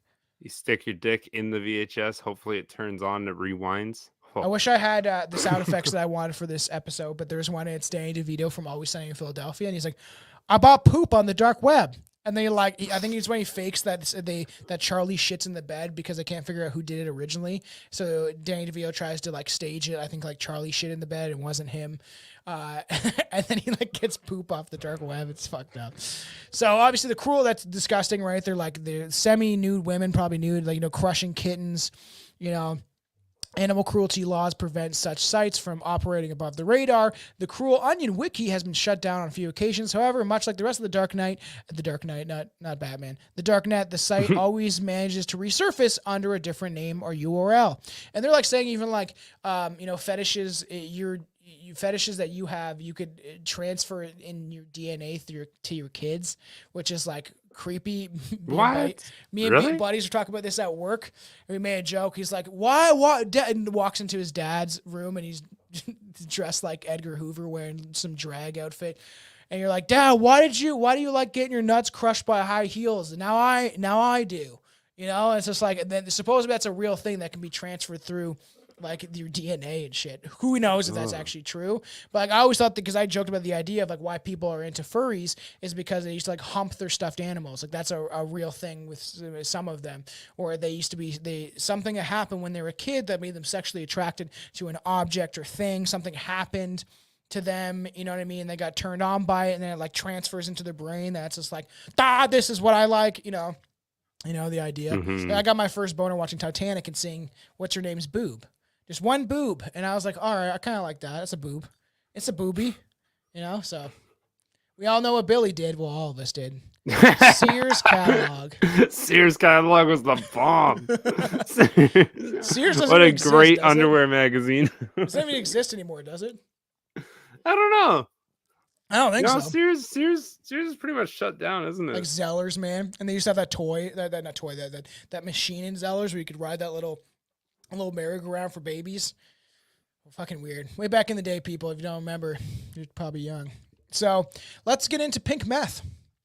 Unfortunately, Heisenberg's rival. Pink Meth is a website that hosted on the dark net until the FBI seized it. And in 2014, despite the name, the site had nothing to do with drugs. Rather, Pink Meth was a market mainly for men where they could sell nude photos of their exes for a hefty sum. Pink Meth then posted these photos along with the women's name and home address, phone numbers, and any other information that the operators could dig up. That sucks, man. Pretty You're in a dark, eh? relationship with someone, you trust them to do something, and then they just being little fucking shitheads. You know what? When I pictured us doing this episode, I always thought we'd have a little more fun on it, and I would like get drunk or something like that. But then how we'd worked out, I'm like drinking coffee, and it's like in the morning ish, like it's the afternoon a little bit now, but after lunchtime, and it's just like it's pretty dark shit because realistically, like this is like it shows the seediness and the dark behavior of human beings. And how they get it out throughout this website, like or websites. But like, you know, before the internet, people would just do these weird things behind closed doors, and then maybe videotapes were made. They'd have a snuff flick, and they would like give it along to this guy, be like, check this shit out, kind of thing. And there's even it's probably still happening, right? Snuff flicks is definitely like a real thing. You know, people meet each other. That's why Craigslist was so dangerous. And at one point, I thought it was with you, but I don't think it was, where I was drinking with somebody, a buddy, and we were looking at like the Craigslist shit, and there's like a guy that was wanting to have his balls stomped on, like legit, from a woman, and looking will pay this much money, and you start digging, and you find some of the weirdest shit on Craigslist of people. It only takes one time to never have your balls again. Like, I know. Billy knows. Like, why do you want that, man? We call him One Ball Billy. One big ball Billy. Ew. It's like a tennis ball, but it's like just one. It's just one. So fucking disturbing. So then a ransom on the content will be delivered to the victim. Pay up or have the photo removed, or let the whole dark web have access to your personal information, including your nude videos, man. Very crazy, man. That's why you don't record yourself. Ever. Nobody wants to see mine. I am very, very sneaky, sir. Yeah. Even though you claim you'll pee in underwear and people will buy it from you. Oh, I didn't say I'd pee and I'd just like show a photo of like an attractive woman or something. Yeah. You just be like, this is where your pee's coming from. There's a chick that sold jars of her farts to her OnlyFans. That's fucked up. The guy being like, and he'd be like a, you know, just think of a mason jar opening. And he's like, oh, and he goes like into ecstasy over a fart, man. You got to seal it right quick too. You got to save that shit. You can't be letting all that fart money go out the waste in one go. So fucked up, man. That's fucking weird. It's crazy. I'll do it. Like, that's what I mean. I want to exists. capitalize on that stuff. Like, why the fuck am I working? Why can't I just find stuff like that? It is just crazy because you have like all, you know, a lot of women that don't have the influence of a father, and then they go seek that out by being sluts, and then they're like looking for that recognition within males, and then they think that the attention they're getting is worthy, but it's just because they're sad, broken people, and then they go on OnlyFans, and that's being sold to like, it's freedom, be free and sell your body on the internet and stuff like that, but it's really like destroying these people. Like these young girls, probably men too, and it's destroying them in the inside, you know. And then one day they look at their life and they wonder, you know. But then there's those people that are like, "Look at me, I got my Bugatti," and it's very rare this happens. But like, you know, I'm rich now, and it's like, well, what do you think when your daughter discovers what you've been doing? She's like, well, she can cry about it in her Lamborghini, and then it's just like that's the depravity of the society that we live in now, of, you know, being able to do whatever you want. And you know, it's just disturbing shit. And something needs to shift, because that's the very communistic ideology to be like, you know, let's do whatever you want. Just, you know, who gives a shit? Sad. So let's talk about violent desires. Violent desires. The name of this forum, which is purportedly still exists as of 2016, pretty much describes what you might find there. People sharing the most gruesome and brutal desires. Perhaps the most infamous example is a post written by an anonymous doctor who offered to manufacture living child sex dolls through a combination of torture, experimentation, and body modification. Destroy the child, corrupt them all. That's crazy, eh? And that's like a real thing. So it's like what Jeffrey Dahmer wanted to do, right? Where he was like, okay, how do I make like a human sex doll? How do I do this? All right, well, I'm going to give them tons of drugs. That didn't work. I'm going to drill a hole in their head. I'm going to pour some water in there. Okay, that didn't work. I'm going to drill a hole in their head again and put some Bacardi in there. Okay, that didn't work. I'm going to drill a hole in their head, and then I'm going to put acid in there and see if that works. Oh, that didn't work either. Fuck. You know, This guy's Maybe I should stop drilling holes. yeah, this guy's naked walking up to the cops, and then it's the craziest story of that whole thing is just that kid that wandered out, remember? And he's talked to the cops, and then Dahmer came up and he's like, "Oh, he's just my boyfriend. He's been had too much to drink." Meanwhile, those cops could have saved that kid, but they're like, "That shit's faggoty. I don't want to get involved with that shit," because that's what they were like. They were like, "I don't want to even go do your thing over there, man. I don't want any part of it." And this is like probably like the idea that this doctor is going to manufacture child sextiles by like brainwashing, torturing, doing like MK Ultra style things is fucked up, man. So crazy. And it's funny because eventually we'll get to this where I was going to save this episode for maybe me and Aaron just because it's so messed up. But it's like, while it's likely that Violent Desires is mostly just fantasy quotations, the Armin Muse cannibalism case where a deranged man ate a voluntary victim that he found online arose from a clearnet, a regular everyday internet forum called the Cannibal Cafe, which we're going to get to in a bit of people we've talked about that before. Yeah, their sexual desires and appetites. So, and I have an episode ready where it gets pretty disturbing, but it's something that's so fucked up that I feel like we should talk about it. But here you go. Oh, look, there's a Billy Mays. 11-year-old versus the ghost of Billy Mays. 11-year-old. So these are like stories. I'm guessing. So crazy. Look, I'll pay $50 for a torture video or tutorial Babysitter video. can help. That was like, I thought it was a torture video. Breaking bones, and they use obviously cryptic words. Babysitter can help. A lot of this. Can anyone have pics of snuffed kids? Like, holy fuck off. That means dead, for everybody doesn't know. School bus, whatever that means. Abducting my object of lust while on a vacation abroad. Chloroform and how to make it. Whoa, there, disposal. So probably disposing, dumping bodies. Planning on raping a kid or a girl my age. 16 years old here. See, that's what, and then you get these young kids that, man, it's just like getting disturbing. There's one guy's name on here is called Rapist Wannabe. So he's not there yet, but he wants to get there. Where was that? I didn't see that one. Up here, 11-year-old could use help like crazy. Oh, that's not on my screen. You see it up top. Chloroform, how to make? Oh, right there. Could use some help. Oh, that's crazy, man. Kitty addict. Oh, Jesus Christ. Some of their names, man. Mr. John. And it gets like so disturbing where I can see I'm going to read out some of these. Planning or kindergarten shopping. Holy fuck. Just crazy stuff, man. And I'm sure like if you kind of even dug to just find more about this stuff, I'm sure you could find all sorts of horrible things of people inquiring about this stuff. And me and Aaron talked about this episode about this this Christian puppeteer guy who's a ventriloquist, and he was planning on killing and eating a kid. He didn't succeed because he got busted, but this guy looked like what you think a person that would want that would look like. He kind of looked like Bill Gates a bit, that kind of look to him. So this is going to be crazy because I have a video for this one, but we're going to get into Sad Satan. So reportedly only downloadable via Torah network, Sad Satan is a perplexing and psychological unnerving game with completely mysterious origins. The graphics from a purely technical standpoint are subpar, and the game is seemingly pointless. You spend a fair amount of time simply wandering down surreal and abstract walls. However, the screen and audio soundtrack, which sounds like the rejects from Lou Reed's Metal Machine music sessions, quite effectively crawls under your skin. I've seen videos of Sad Satan, and we're going to play one, but I've seen more in depth, like where they're kind of taking apart what this game is and stuff like that, back when YouTube was kind of fun.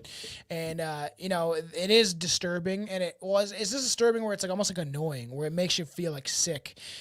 There's also an arcane hidden images and videos that emerge the longer you play.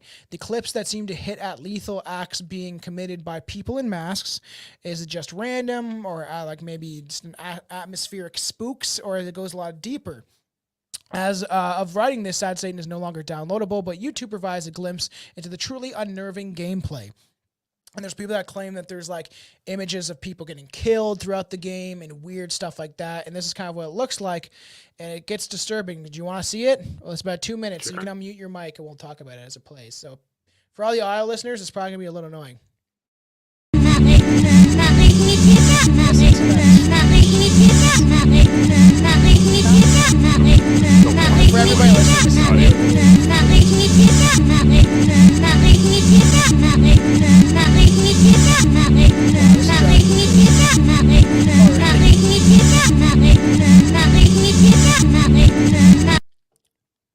we go. He's about to play the game.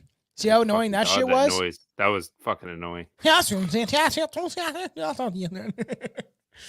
Man. That's when you play the track backwards. See, like, and I've played weird games, like horror games, through what's that site called? Where I used to stream. Like, there's a weird Japanese horror game. There's some really weird horror games out there, and I've played a couple of them. Not like this, where it's like a dark web kind of thing, but games that are like meant to be disturbing and fuck with you psychologically. And some of them are really weird.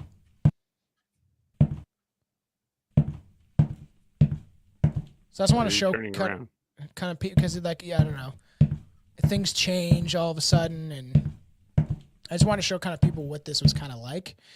And then as you go through, it gets more disturbing. There's weirder sounds. There are supposed to be tracks of like people screaming, real people being tortured, like audio of people actually being tortured in the game. See, now he's like hitting a brick wall. Stuff like this.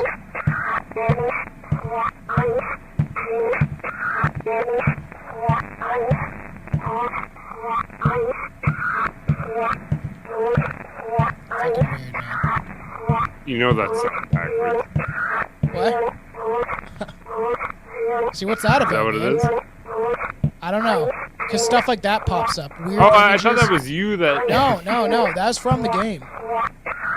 It's like this guy was a pedophile.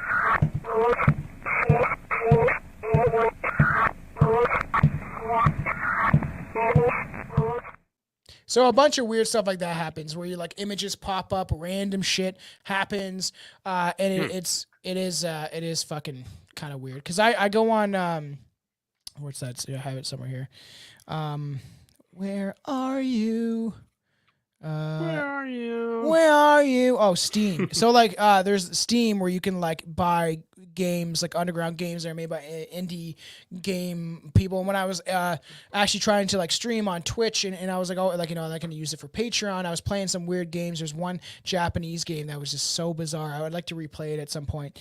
I should have it, so maybe I delete it. But like there's like a Colot I was playing, which is the idea that you're like you're in where these people were, what happened in Russia with, we did a whole episode about this, and these kids went missing. They were camping out in Russia, and then their tent was torn apart. Nobody knows what really happened to them. Their bodies were thrown all over the place, and this game was based on it. And there's weird, like Phasmophobia is a weird one, which is actually fairly fun.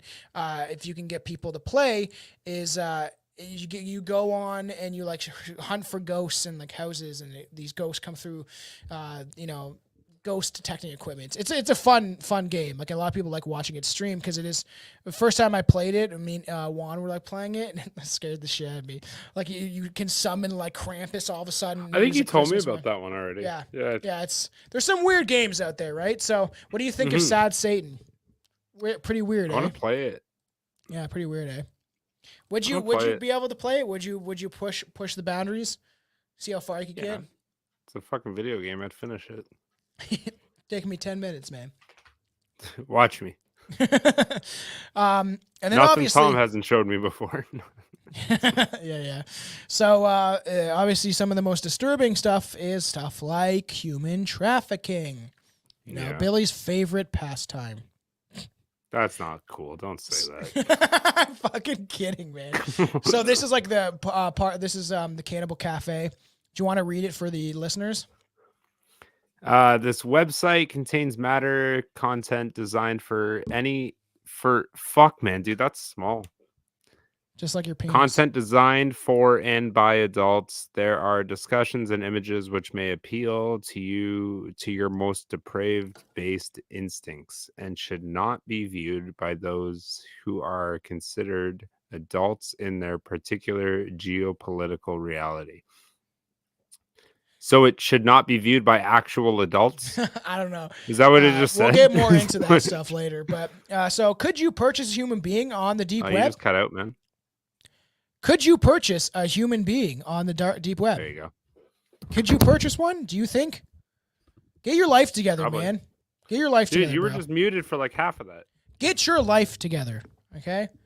Some advertise just this service as Vice motherboard writer Joseph Cox reported in July 2015. Describes interactions over email with a group called Black Death, who had for sale a woman named Nicole with a starting bid of $150,000. After numerous covert attempts to see live webcam footage of Nicole arranged a deal, the Black Death and its site disappeared. Stuff like this probably happens all the time. Of people selling. Here's some here's some red flags for human trafficking. You want to explain it to the people, Billy? Am I going to explain this, or are you going to let me read a sentence and then change? I'll let you read it. Let's get into it. Red flags for sex trafficking. We got unexplained injuries, branding or tattoos. So if someone has tattoos, Tom's You also on have a hit tattoos. list You've been Hotel sex trafficked keys. by Blink 182. Hotel keys, rolls of cash, multiple phones, or refillable gift cards. You are not allowed to have gift cards. You are not allowed to stay at a hotel. You may not have cash on you anymore. And you're not allowed to be a drug dealer with multiple phones. Sexually provocative clothing inappropriate for weather or situation. Do not be wearing bikinis in winter. Yeah, not We're good. on to you. Unable to make decisions without approval. You know what that's like, Billy. I was just gonna say. So like, I don't think I'm being trafficked, but like, are you trafficking me?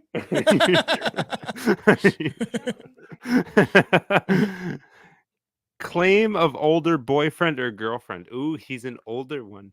Older girlfriend. It's a 18-year-old boy. He's like, I got an older girlfriend. It's like those teenagers that fuck sometimes hot teachers. I don't know why they let it out. I just that makes was sense. like They there brag was about some it. good points there, but like that list was basically like the dare of sex trafficking. I know. It's like when they go to schools and tell you not to fucking do drugs. The dare program. Americans don't know. I think that's a Canadian thing. Dangers against something. What does dare stand for? Yeah, something anyway. But every time they went, they'd be like, how do you know someone's high? And they'd be like, they're tired. Do you remember the here, I'm gonna look it up. Do you remember when those commercials? Drug abuse. Keep kids off drugs. I want to know what it stands for. What does it stand for? But you remember when they'd have like those commercials that was like, this is Becky. Becky's been smoking weed for 2 weeks now. And then it's like her like in the couch, like fucking, she hasn't left the couch in 2 weeks. So many weird ones. Or the guy that like, the kid has the shotgun. The dog. The dog pissed me off. Oh yeah. It's like, fuck you. It's like the dog comes up and be like, I miss my buddy. I miss when you didn't get high. It's like, fuck you. And you're hallucinating that. Fucking dog. So DARE stands for Drug Abuse Resistance Education. And I'm sure there's people that at the same time they're like, don't do drugs while they're selling drugs. The Smokey the Bear comes in and he's like, hey kids. He's like, I know you're not supposed to start fires, but here's some matchsticks. Without you, I don't have a job. See, the thing was, don't start fires without me helping you. Yeah. So funny. I need to show you how to do it as dangerously as possible. Bear fucker. Do you need assistance, bear fucker? So funny. One of my favorite movies of all time. So there's supposed to be people being trafficked, as it turns out. Black Death was likely a scam operation, as images of Nicole were apparently screenshots from an adult movie. This is more or less confirmed, suspicious on unnamed tactical advisor from the National Crime Agency, the UK Human Trafficking Centre, who noted that the genuine sites are not a glossary as images Cox discovered. This confirmed that the backdoor sales of human beings do indeed happen, but anything an average person or even journalist for that matter stumble upon browsing the dark web is likely fake and means it's a taking your money and run type of scam. And the thing is too, right, like this idea, like they do release a lot of websites and stuff like that. They're like, it's not as bad as you think, okay? It's not that bad. When it's really that bad, like, and they're involved in it, like the same people that tell you not to do something are doing it. You know, it's like, what's the famous Karl Marx? Accuse your enemy of everything you're doing. So, same kind of thing, right? So fake passports. On the surface, fake passports or documentation factories seems fairly innocuous compared to things like animal cruelty and nefarious videos. But one considers that these forged papers could be purchased by terrorist organizations in order to enter countries with the tightened border security, namely the USA and the UK. Notably becomes alarming. And now you've had what happened in Russia, at the Moscow theater. If you didn't know. Do you not know? Do you not know, Billy? Don't you know what happened in Russia recently? Not paying attention to what's going on in the world? Putin won. Won what? The election. No, he's been in power for like 14 years or some shit.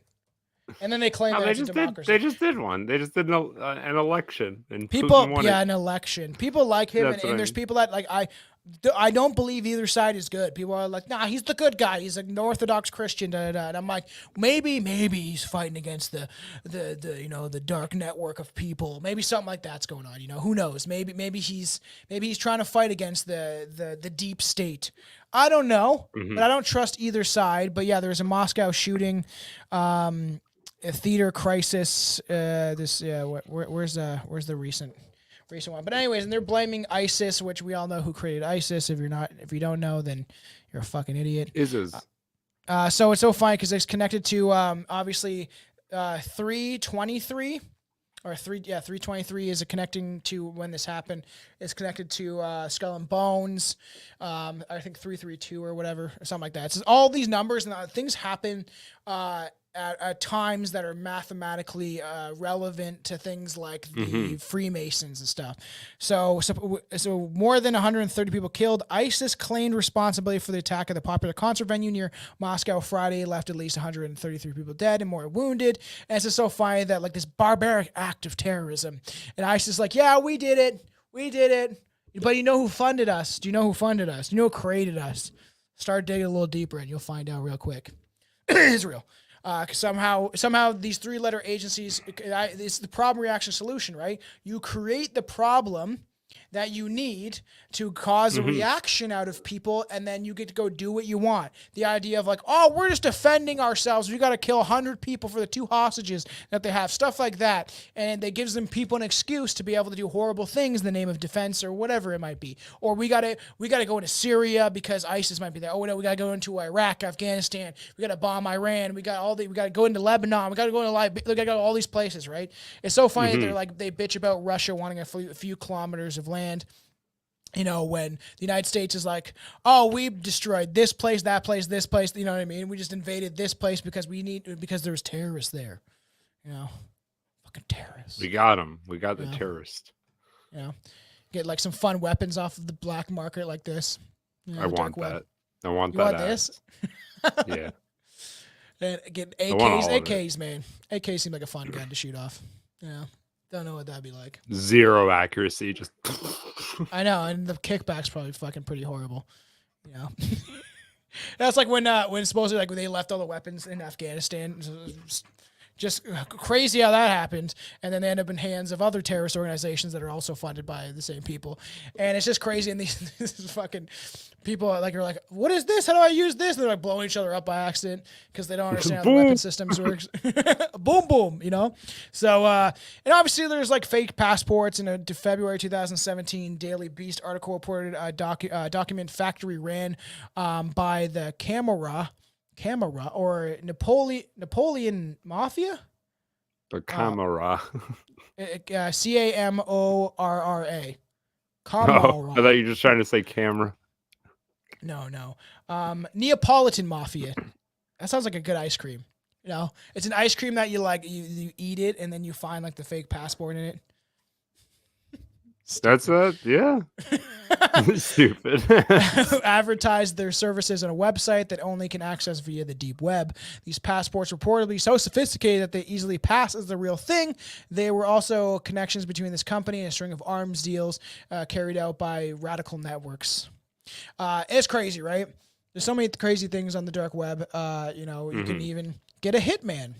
You know, there's numerous sites of organized access via the dark web that claim to offer contract hitman services. Of course, as many Reddit users theorize, these services are probably string operations for the FBI or sting operations where they can catch you trying to elicit, like as I lay dying, can you come kill my wife? Moreover, even if these organizations are legit, in this sense, they are not fronts for law enforcement agencies if they are legit. There is still no guarantee that they offer contract hit services because the deep web major currency is Bitcoin, which is essentially non-refundable. These buyers attempt to off someone may result in plain and simple bamboozlement. So you can get a hitman online. That sounds fun. Get bamboozled. Get bamboozled though, and the thing is too, like that's probably something that is happens all the time. Or people are claiming to this. You've seen what's that Boss movie, Bad Boss, not Boss Baby. With Charlie Day. Nobody's in the chat unless I'm like, you know what the fucking movie I'm talking about? Bad Boss, Bad Bosses. It's got Jennifer Aniston in it. You know what movie I'm talking about? Bad Boss. I think it might be Bad Bosses. I think that's what you're talking about. Horrible bosses, bad bosses, horrible bosses, and they hire the guy. It's like Wet Works, and they hire that guy to be a hitman to kill the boss, and then the guy shows up at the hotel room and he starts like laying out like a tarp, and they're like, "Oh, we're not doing this here. This is not where it's happening." And he's like, "Yeah, you guys paid for Wet Waterworks," and he's like, "What?" And like, you guys want to be peed on, right? You guys want it, right? Is that right? It's so funny. That's what you asked Waterworks. And that's another weird fetish to be peed on, but there's like Chinese people that bathe in piss. There's a lot of weird stuff to do with piss, a lot of pee-pee stuff. So who knows? I think Hitman is definitely something that definitely does exist on the dark web.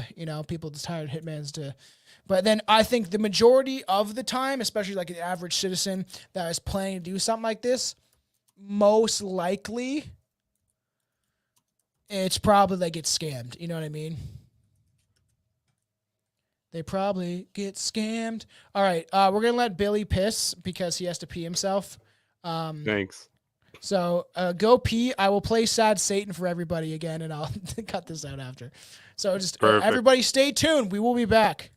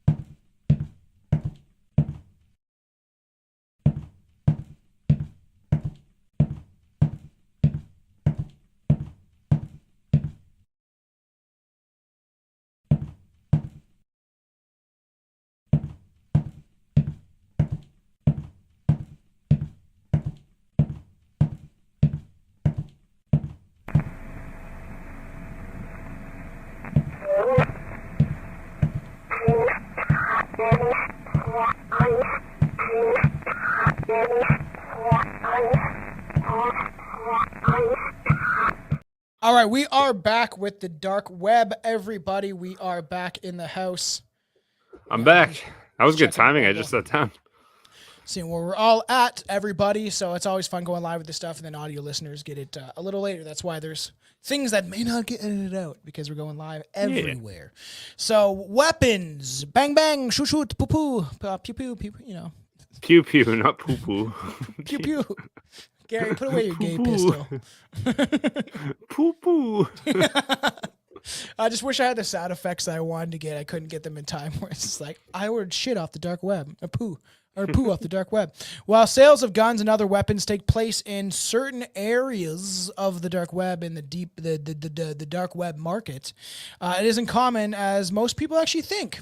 That's most likely because these items are tricky to send via snail mail. I don't know what snail mail is, but that's a fun word to say. That's regular mail.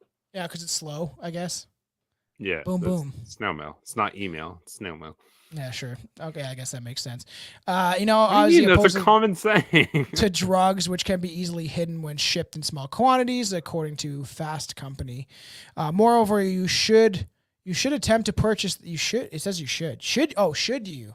Should you attempt to purchase these kinds of goods via the dark market, you might find yourself in trouble with the law, as it is highly possible that many of the sellers are undercover FBI, DEA, and ATF agents. And then some of them are probably doing shady shit also to make money because they're all criminals, you know. They're just criminals with the government's help. Isn't Canadian legislation, it's not illegal to purchase, it's illegal to possess? Possess what? Drugs. Oh yeah, because in so you Vancouver can purchase whatever the fuck you want. In Vancouver and you shit, just can't hold it. So like you can have up to so legally, I think now in certain places, it might be all of Canada, but I know BC specifically, you could have up to 3 grams of coke on you, and cops can't do anything. No, that's what I mean. That's possession. Possession's always been illegal for the most part, but purchasing has never. Well, so same with prostitution, you can purchase it, but you can't be caught with in it. Yeah. Can't be caught with it. And then, so it's like that weird loophole, right? So like if someone's on the dark web and they purchase something and it was an undercover agent, like you're not in fucking trouble. You don't have anything. Yeah. Maybe. I don't know how that works, but it's getting really crazy out unless there. Unless they actually ship the amount to you and you open it up and then they raid you. So you hear about what's happening in Pittsburgh and I think Chicago now. What's that? So, I looked this up because people were like, "That's not real," and I'm like, started looking into the stuff. But from 3 a.m. to 7 a.m., cops will only come if it's an emergency, which they can classify as whatever they want. And there's some places where you can't even get cops to come. So for theft, threats, even some violent stuff, cops will not come. It's not as an emergency in their eyes. And this is happening, I think, in Chicago now because there's so much violence, gangs, because people are flooding into the country, much like here, where you have now, East Indian gangs coming in, there's people coming from all these third world countries that are bringing their problems and their drugs and their violence and their weapons. And, in some places in India, they sword fight each other and stuff, like for all the time. Like this happens in certain places in India. All the time, everywhere. Everyone's got swords. And they will battle it out in some places. And then so they can't handle it. The amount of people, it's only probably going to get worse. So they're like, we're not around from this time. So people are like, it's the purge. Just go sell drugs and threaten somebody and steal their shit because the cops aren't coming.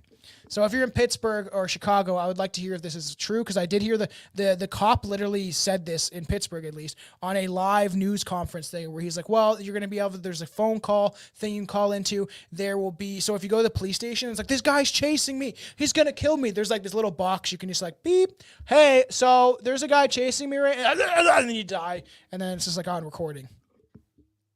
Pretty fucked up. So this is not as crazy. I don't think the guy chasing the girl would run into the cop shop with her though. No, you can't go in. There's like a little booth thing. It's like beep, like a little police thing. Sir, is this a really an emergency? Well, I'm currently being stabbed in the gonads right now. Well, you're fine. You'll live. And it's just like, all right. Yeah, that's not the heart. I don't know what the fuck's going on with this world. They're slowly starting to collapse. Seeing this stuff at the border is pretty fucking wild. So this isn't as crazy, but malware, it isn't a stretch, that you can find malware floating around the dark web, an everyday web. Again, it's the dark web at least has they're anonymous. But nefarious individuals using CryptoLocker, for instance, a malware that effectively holds your location files ransom, returnable to you only for a fee. And equally troubling Skynet, relying on being anonymous to make it difficult for law enforcement agencies to trace their whereabouts. That being said, the idea that your computer and data are less safe on the dark web than the regular web is a false one. You basically have to implement the same amount of precautions as you normally would. Be careful about what sites you visit, and you don't download anything unless you're absolutely sure it's safe to do so. And that any people get tricked by this stuff all the time. Phone calls, text messages, emails of being like your bank is saying you owe this much money. No,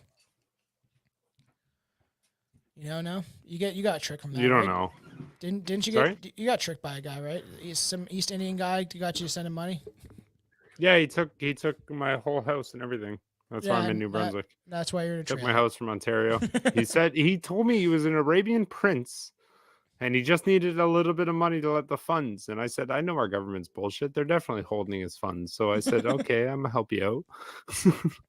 It's crazy. There's obviously people that have offshore bank accounts because then it's because they're look at what the government did to people.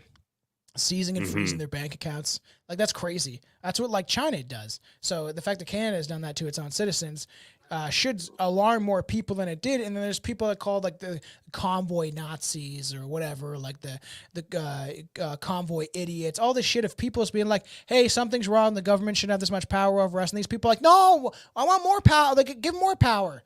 And then these are the same crazy people that are gonna file this new law if it goes. No, it's through the hate same. It's speech bill. even my dad's really consumed in stuff like that, right? All you do is watch the news and you go look at these poor innocent travelers trying to get to work and it's pissing them off, and they're downtown Ottawa and they have a baby and they're sleeping and horns are honking at 3 a.m. and it's yeah, okay, that's frustrating, but what the fuck else are you gonna do?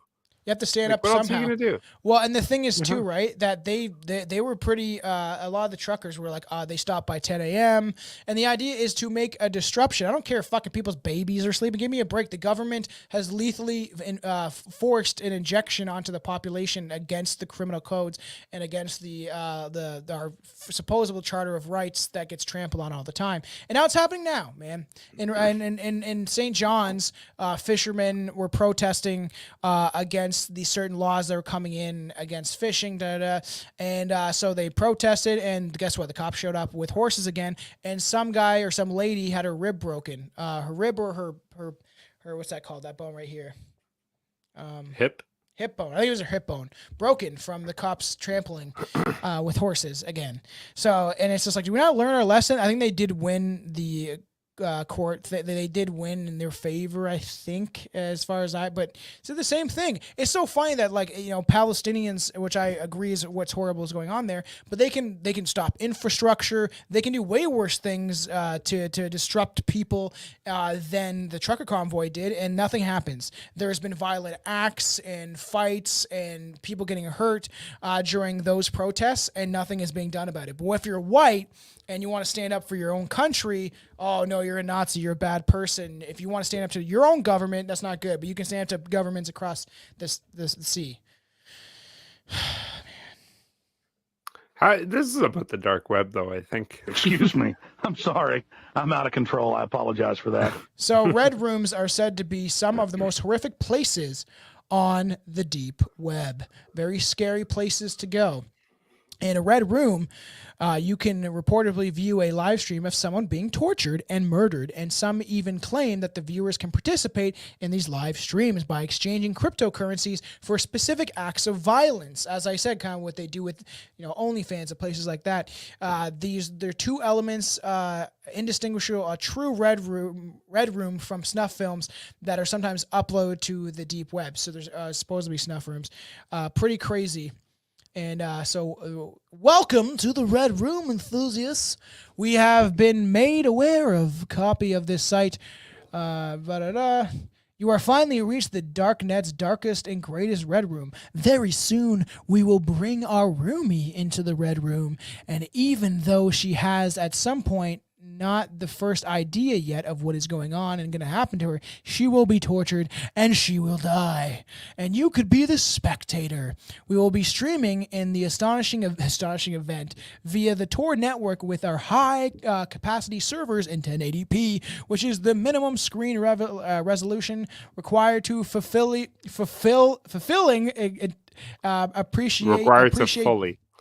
fully appreciate death and dying.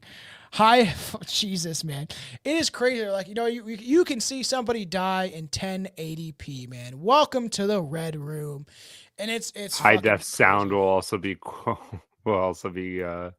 included in the stream. That's frightening, don't you have to say? Pretty crazy. Pretty crazy that that's type of things exist. And that Like the ad campaign for it. Come get tortured and or come watch someone get tortured. And this stuff happens in real life. Like if you think of a movie what's that movie where I have a special set of skills. You took my daughter, now be paired. You know that movie I'm talking about? I can't ever think of these things when we're on like live. You know what I'm talking about, man? You killed my dog? No, not that one. Liam Neeson's in it. I'm gonna fucking smack you. You should be remembering these things for me. You gotta do something for the show. You gotta do something for the show, man. Come on, remember this. Remember I'm here. I'm fucking here. You relax now. Come on, where's this IDMB? I'm gonna find it no matter what. I don't give a shit. It's gonna happen. Schindler's List. Well, that's not it. Obi-Wan Kenobi. Where the fuck is this fucking movie? It's gonna make me so mad right now.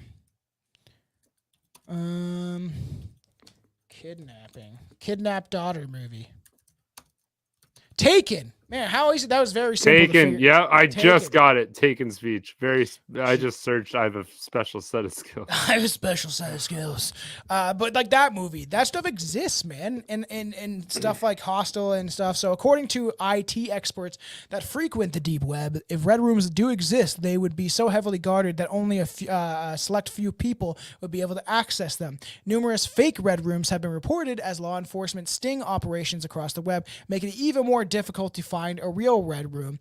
Additionally, anyone performing illegal activities in one of these rooms would have a hard time advertising it without alerting authorities to their dealings. Likewise, anyone seeking illegal activity is going to be very wary of spending massive amounts of money on a product that cannot be verified. Right? So, pretty crazy. So the dark web is a small subset of the deep web, but largely accessed through like the internet. So there's the people that frequent the red rooms that do exist. Streaming itself occurs on the surface web or the clear web to get around streaming issues. Reportedly, one used Tor websites to access one of these live streams. Viewers allegedly need to develop a relationship with the group who they're creating the red room for. Building this relationship may require multiple steps, starting with an internet relay chat and connecting these people who have already, had the red, whatever. So you got to engage and figure out if these people are legit and if they're actually going to pay for it. Who knows? According to Wired, many claims about the dark web have been overblown. The dark web accounts for only a tiny fraction of the internet, between 7 and 30,000 hidden websites. But there's people that contradict that and say it's way deeper. So some people have been arrested. Some disturbing reports claim that the dark web users live stream murders. However, these live streams aren't technically considered red rooms, but they're rather spaces where criminals willingly make their crimes public. That said, this does indicate that red room technology could exist. One example, a crime involving two men who fatally beat a third man while streaming on Facebook Live. That might be the Hammer one. The perpetrators who purportedly arrested for their crime. Unfortunately, this incident of violence committed over Facebook live stream is hardly isolated, even though these crimes are it's crazy because that stuff does happen.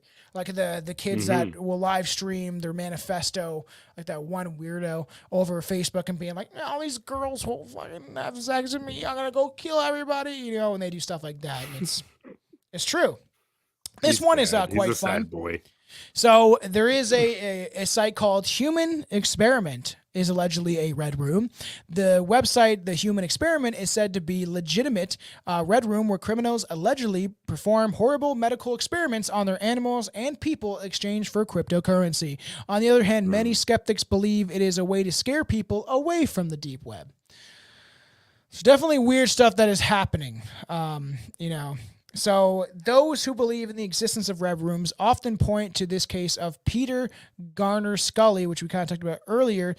Scully is currently serving a life sentence in the Philippines after being accused of a number of crimes, including sexual assault, graphic content involving children, human trafficking, and murder. Among Scully's crimes was the product and the distribution of a film titled Daisy's Destruction, also referred to as the destruction of Daisy. The crimes committed in the video are said to be so horrific that the Philippines considered reinstating the death penalty specifically for Scully's case. This is just one of the many videos that Scully reported to the dark web. Pretty wild, eh? You're in the dark web and you got your ways to track, like you understand the internet so well to be able to do that, but you can't like get rid of your footprint. I know. Well, and I'm in that sometimes, you know, because the FBI and people like that, three-letter agencies have their own way, you know, of accessing the dark web, and you know, danger, Will Robinson, and because it's so funny. They put up this image like, oh, we're stopping child trafficking while being involved in child trafficking because we have to like, you know, accuse your enemy of everything you're doing. And there's definitely, you know, maybe not everybody. You shouldn't generalize everybody or every person of a race or an organization or this or that. But there's definitely people that have been involved. Like if you look at Jeffrey Epstein and Mossad and the connection to Israel blackmailing people into getting what they want, it's a very real thing that happened. And people are like, everyone's calling it like Jeffrey Epstein's island. It's not just his island. There's other islands. He was just a guy that worked there, you know? So like realistically, there's probably many deeper levels of the stuff that people don't even want to acknowledge, right? Mm-hmm. Like cannibal cafes. That's how it's fun, you know? Forms. You want to eat somebody? Yeah. And then like a lot of it, there is like there. Why is there a warning at that point? You're in a cannibal cafe. Warning. Why even give a warning? The Cannibal Cafe is dedicated to covering a full range of graphic sexual fantasies. If you are not of legal age to view such material or find such material at all offensive, you should exit the site immediately. I've never seen some of this shit. I've seen people like dance around this stuff on like YouTube. There's a specific, I can't remember his name, but he would access this stuff. I wonder if his stuff is still out there on YouTube, but he would just show you stuff that he would be able to be viewed on YouTube, and he would show you like, don't click on this, don't click on that. That's something that's probably child stuff. And he would like go through it. He's like, you could just tell from certain phrases. But it is pretty crazy. If I stumbled upon this shit, I'd be like, no, exit. Like, and it's just crazy because I'm sure it would like, you know, put your heart in your throat. You know, all the red rooms. Do you like the red room? Yeah, there's no reason I need to know that. I should make a hip hop song about a red room. It would probably do well. To do something very scary. There's a beat that I've always wanted to use for a song that I've always wanted to write that I have not done yet about being in the point of view of like a serial killer. It just, the beat kind of calls for it's kind of creepy, and I've never been able to hash it out because now I'm trying to do this album called The Great Resist, where I'm trying to like do very conspiracy based songs about stuff that's going on. So I'm trying to focus on doing that. But there's some cool things like Aaron, when I did the intro for, I created a rap intro for Class Horrorcast. And I'll have to play it sometime on the show for all the fans. And it's fun. And he's like, man, you should get into that. Like writing like and I thought about it, like doing a song where I'm Jason or Freddy Krueger. And he was like, there's ways to get into that stuff, and people will love that stuff. Like that guy Dan Bull. You know who Dan Bull is, right? No. He's the guy that he raps about video games. And he's got like, and it's actually like very good, where he does like an Assassin's Creed one. He does like all sorts of different games, right? That'd be cool. No, I haven't seen that. Yeah, everyone, if you don't know who Dan Bull is, check out his stuff. Look him up. It's pretty some fun stuff. And and it's fairly good. And he raps about video games and like Dying Light, and it's good. I would bring it up, but I don't know if I get copyrighted. So police arrest a criminal kingpin in August 2013. Irish police capture Eric. Enoy Marcus or whatever, who is the FBI called the largest facilitator of child porn on the planet. Next to them. Wow. Next to them. After the arrest in Second other areas biggest. of the dark web went down, implying that Eric involvement with maintaining massive sections of the dark web adult sites. So that's crazy. So after they arrested him, other areas of the dark web went down. So the fact to be this big of a criminal like kingpin is wild that other things would just start shutting down because he wasn't controlling him. But then I'm like, when you picture a criminal, you picture this rugged guy, with maybe a scar on his face, and like wearing like a leather What does he look jacket. like? I don't know. I'm going to actually bring it up. But the thing is, what I picture, because I haven't seen what this guy looks like, is I picture like some fat guy with Cheetos and, his beard half grown on his face. I was thinking like Bill Gates. Or that. But you picture, if you're spending all your time, I picture a big fat guy. He's got like 3 computers around him, and he's like can type faster than anybody. He's got like robot arms coming out to just fucking help him type. So let's see what this guy looks like. Oh, wow. This guy? This is the guy. All right. I don't know. That's fucking weird, but let's fucking show this guy. This is the guy, okay? Didn't picture he'd look like this. Weird. It's kind of what you described, just Actually, kind of. And this is the criminal kingpin? This guy. This guy's a kingpin? It's the same photo, like over and over again. I know. But how They can they only not caught have... him from that one walk? This is the guy. Come on. Really? It's just like they picked one guy out that was like, so they could, to me, it seems like they want to act like, who knows, this guy could have been involved in a horrendous shit, which he was for sure. But there's this idea where they only give you so much, right? They remove certain people to show that they're doing something, right? They're like, oh, look, we're actually capturing some of these people, but meanwhile, they're like involved in it. Like, I do think that things go a lot deeper than, I don't know, most people want to admit. But yeah, supposedly the bust was significant as well because it was likely happened due to authorities finding its way to penetrate the anonymous, like the anonymity of the Tor sites. So terrorists used the dark web to communicate. Just a few days after Eric's arrest in 2013, terrorist communications shared by the AI or by Al-Qaeda operatives ended up in the hands of the U.S. intelligence forces, leading the U.S. to temporarily close 22 embassies and consult in the Middle East and North Africa.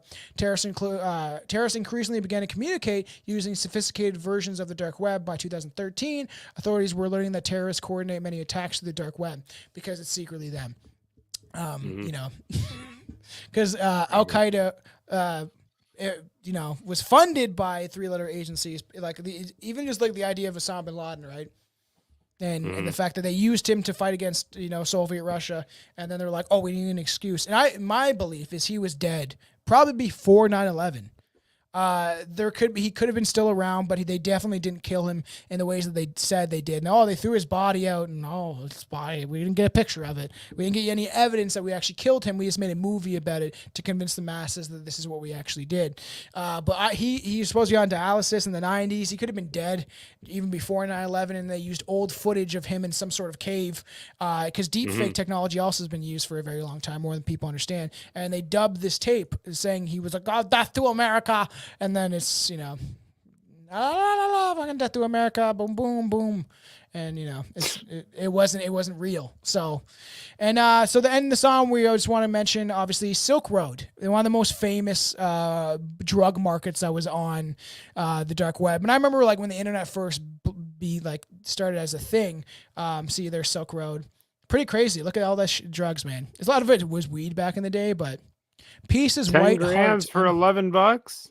Yeah. Of what? What was that? Not bad. Where is that? Huh? Of weed? 10 grams. Oh yeah, it's Santa Maria. pretty crazy.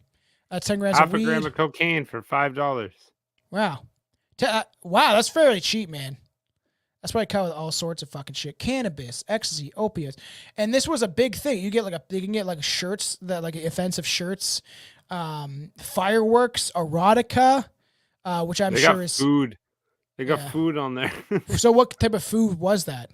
You know? It's got to be edibles, right? Yeah. So the electronics that could be bought, like there could be all sorts of bad collectibles, books, and look all the there's probably tons of books, weird art that you're not supposed to have. It's just crazy because the books would have been like stuff of how to make bombs and all sorts of weird shit. So Yeah, probably. October 1st, 2013 marked the end of the Silk Road, the first version, or at least the first version. Federal authorities arrested Ross You bitch. Yeah, it's ULBRICHT. You bitch.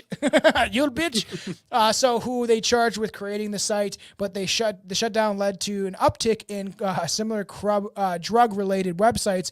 Within a month, Silk Road 2.0 launched to take the place of the former website, though it has been shut down in 2014. And I think these things still exist. You know, if any fans have access to the dark web, I'll listen, I'll hear it. You know, there's a fan that will maybe eventually have on. Eventually, I want to dive into Mormonism and kind of cover that. But we've had a fan, a couple people have shouted us out recently. So you can actually go to strangebrewpodcast at gmail.com if you want to email me your thoughts on websites, nothing fucked up, or I will report you to the authorities. But I'm kidding.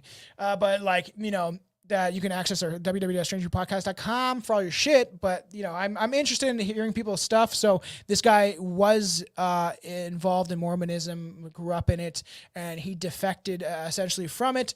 And I'm interested, and he seems like he's a fan of the show.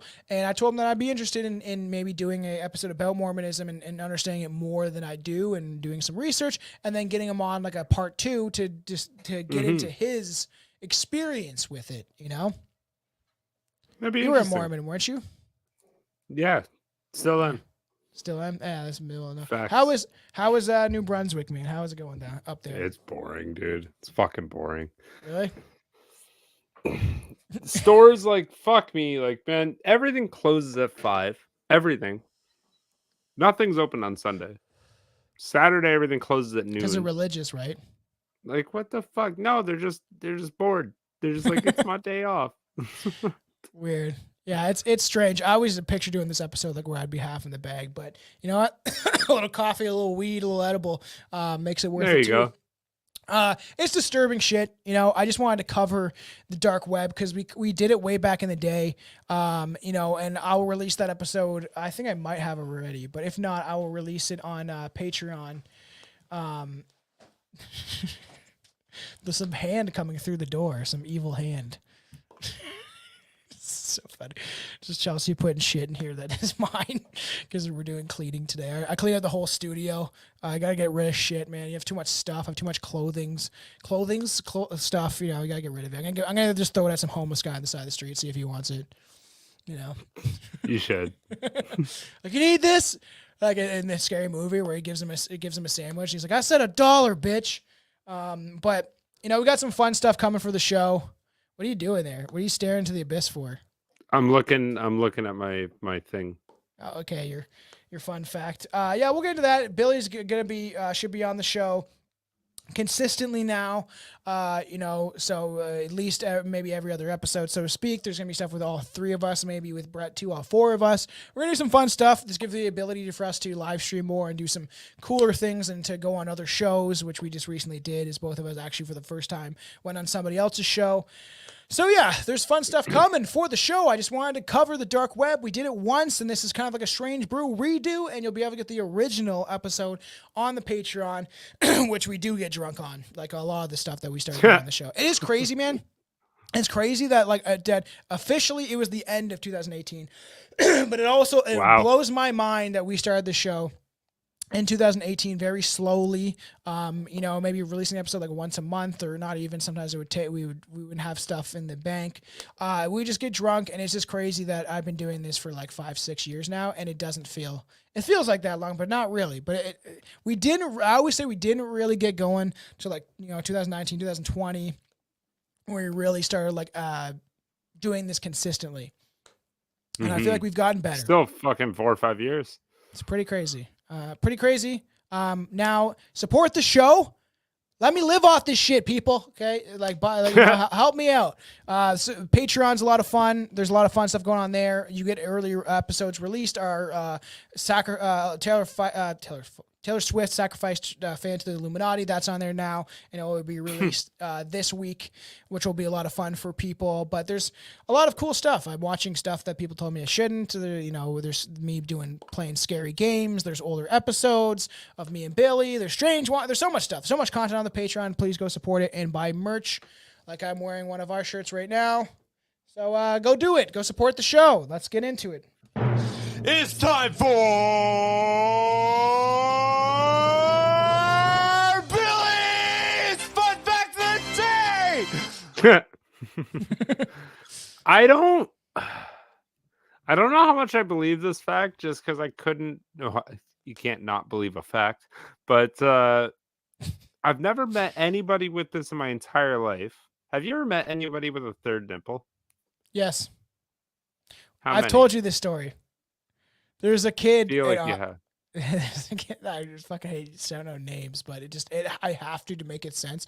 His last name was Nichols, and we called him Matt Nipples because he had 3 nipples. Legit. So we used to his make first fun name of was him. Matt.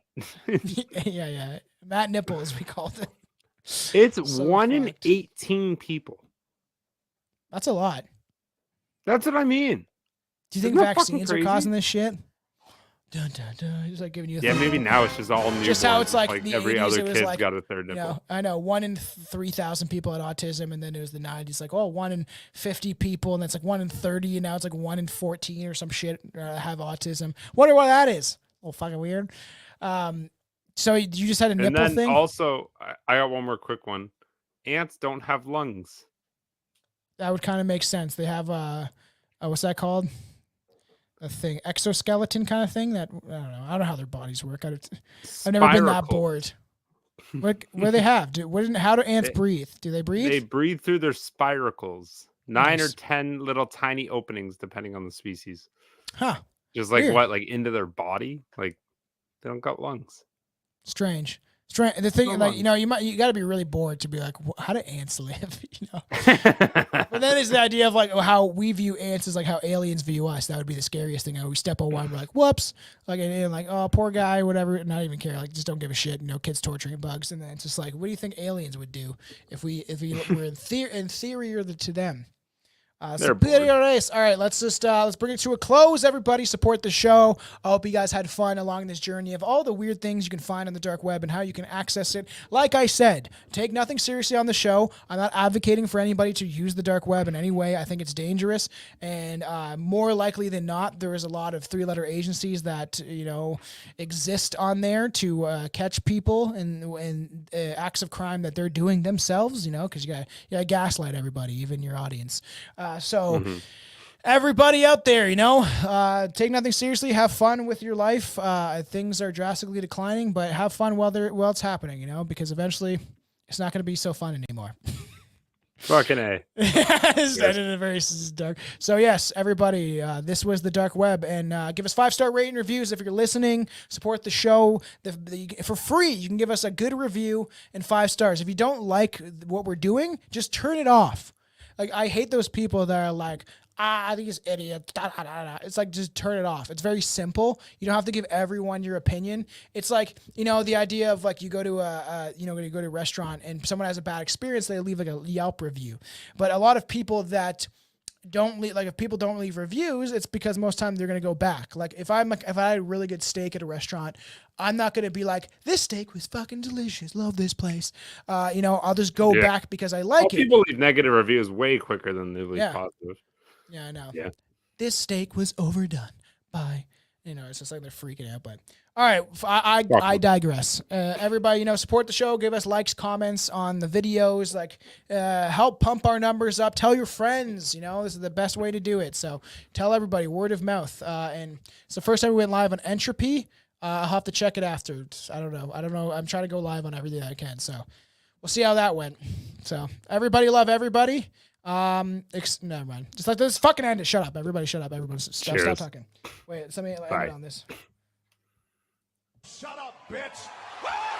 Ah, all right. Bye bye.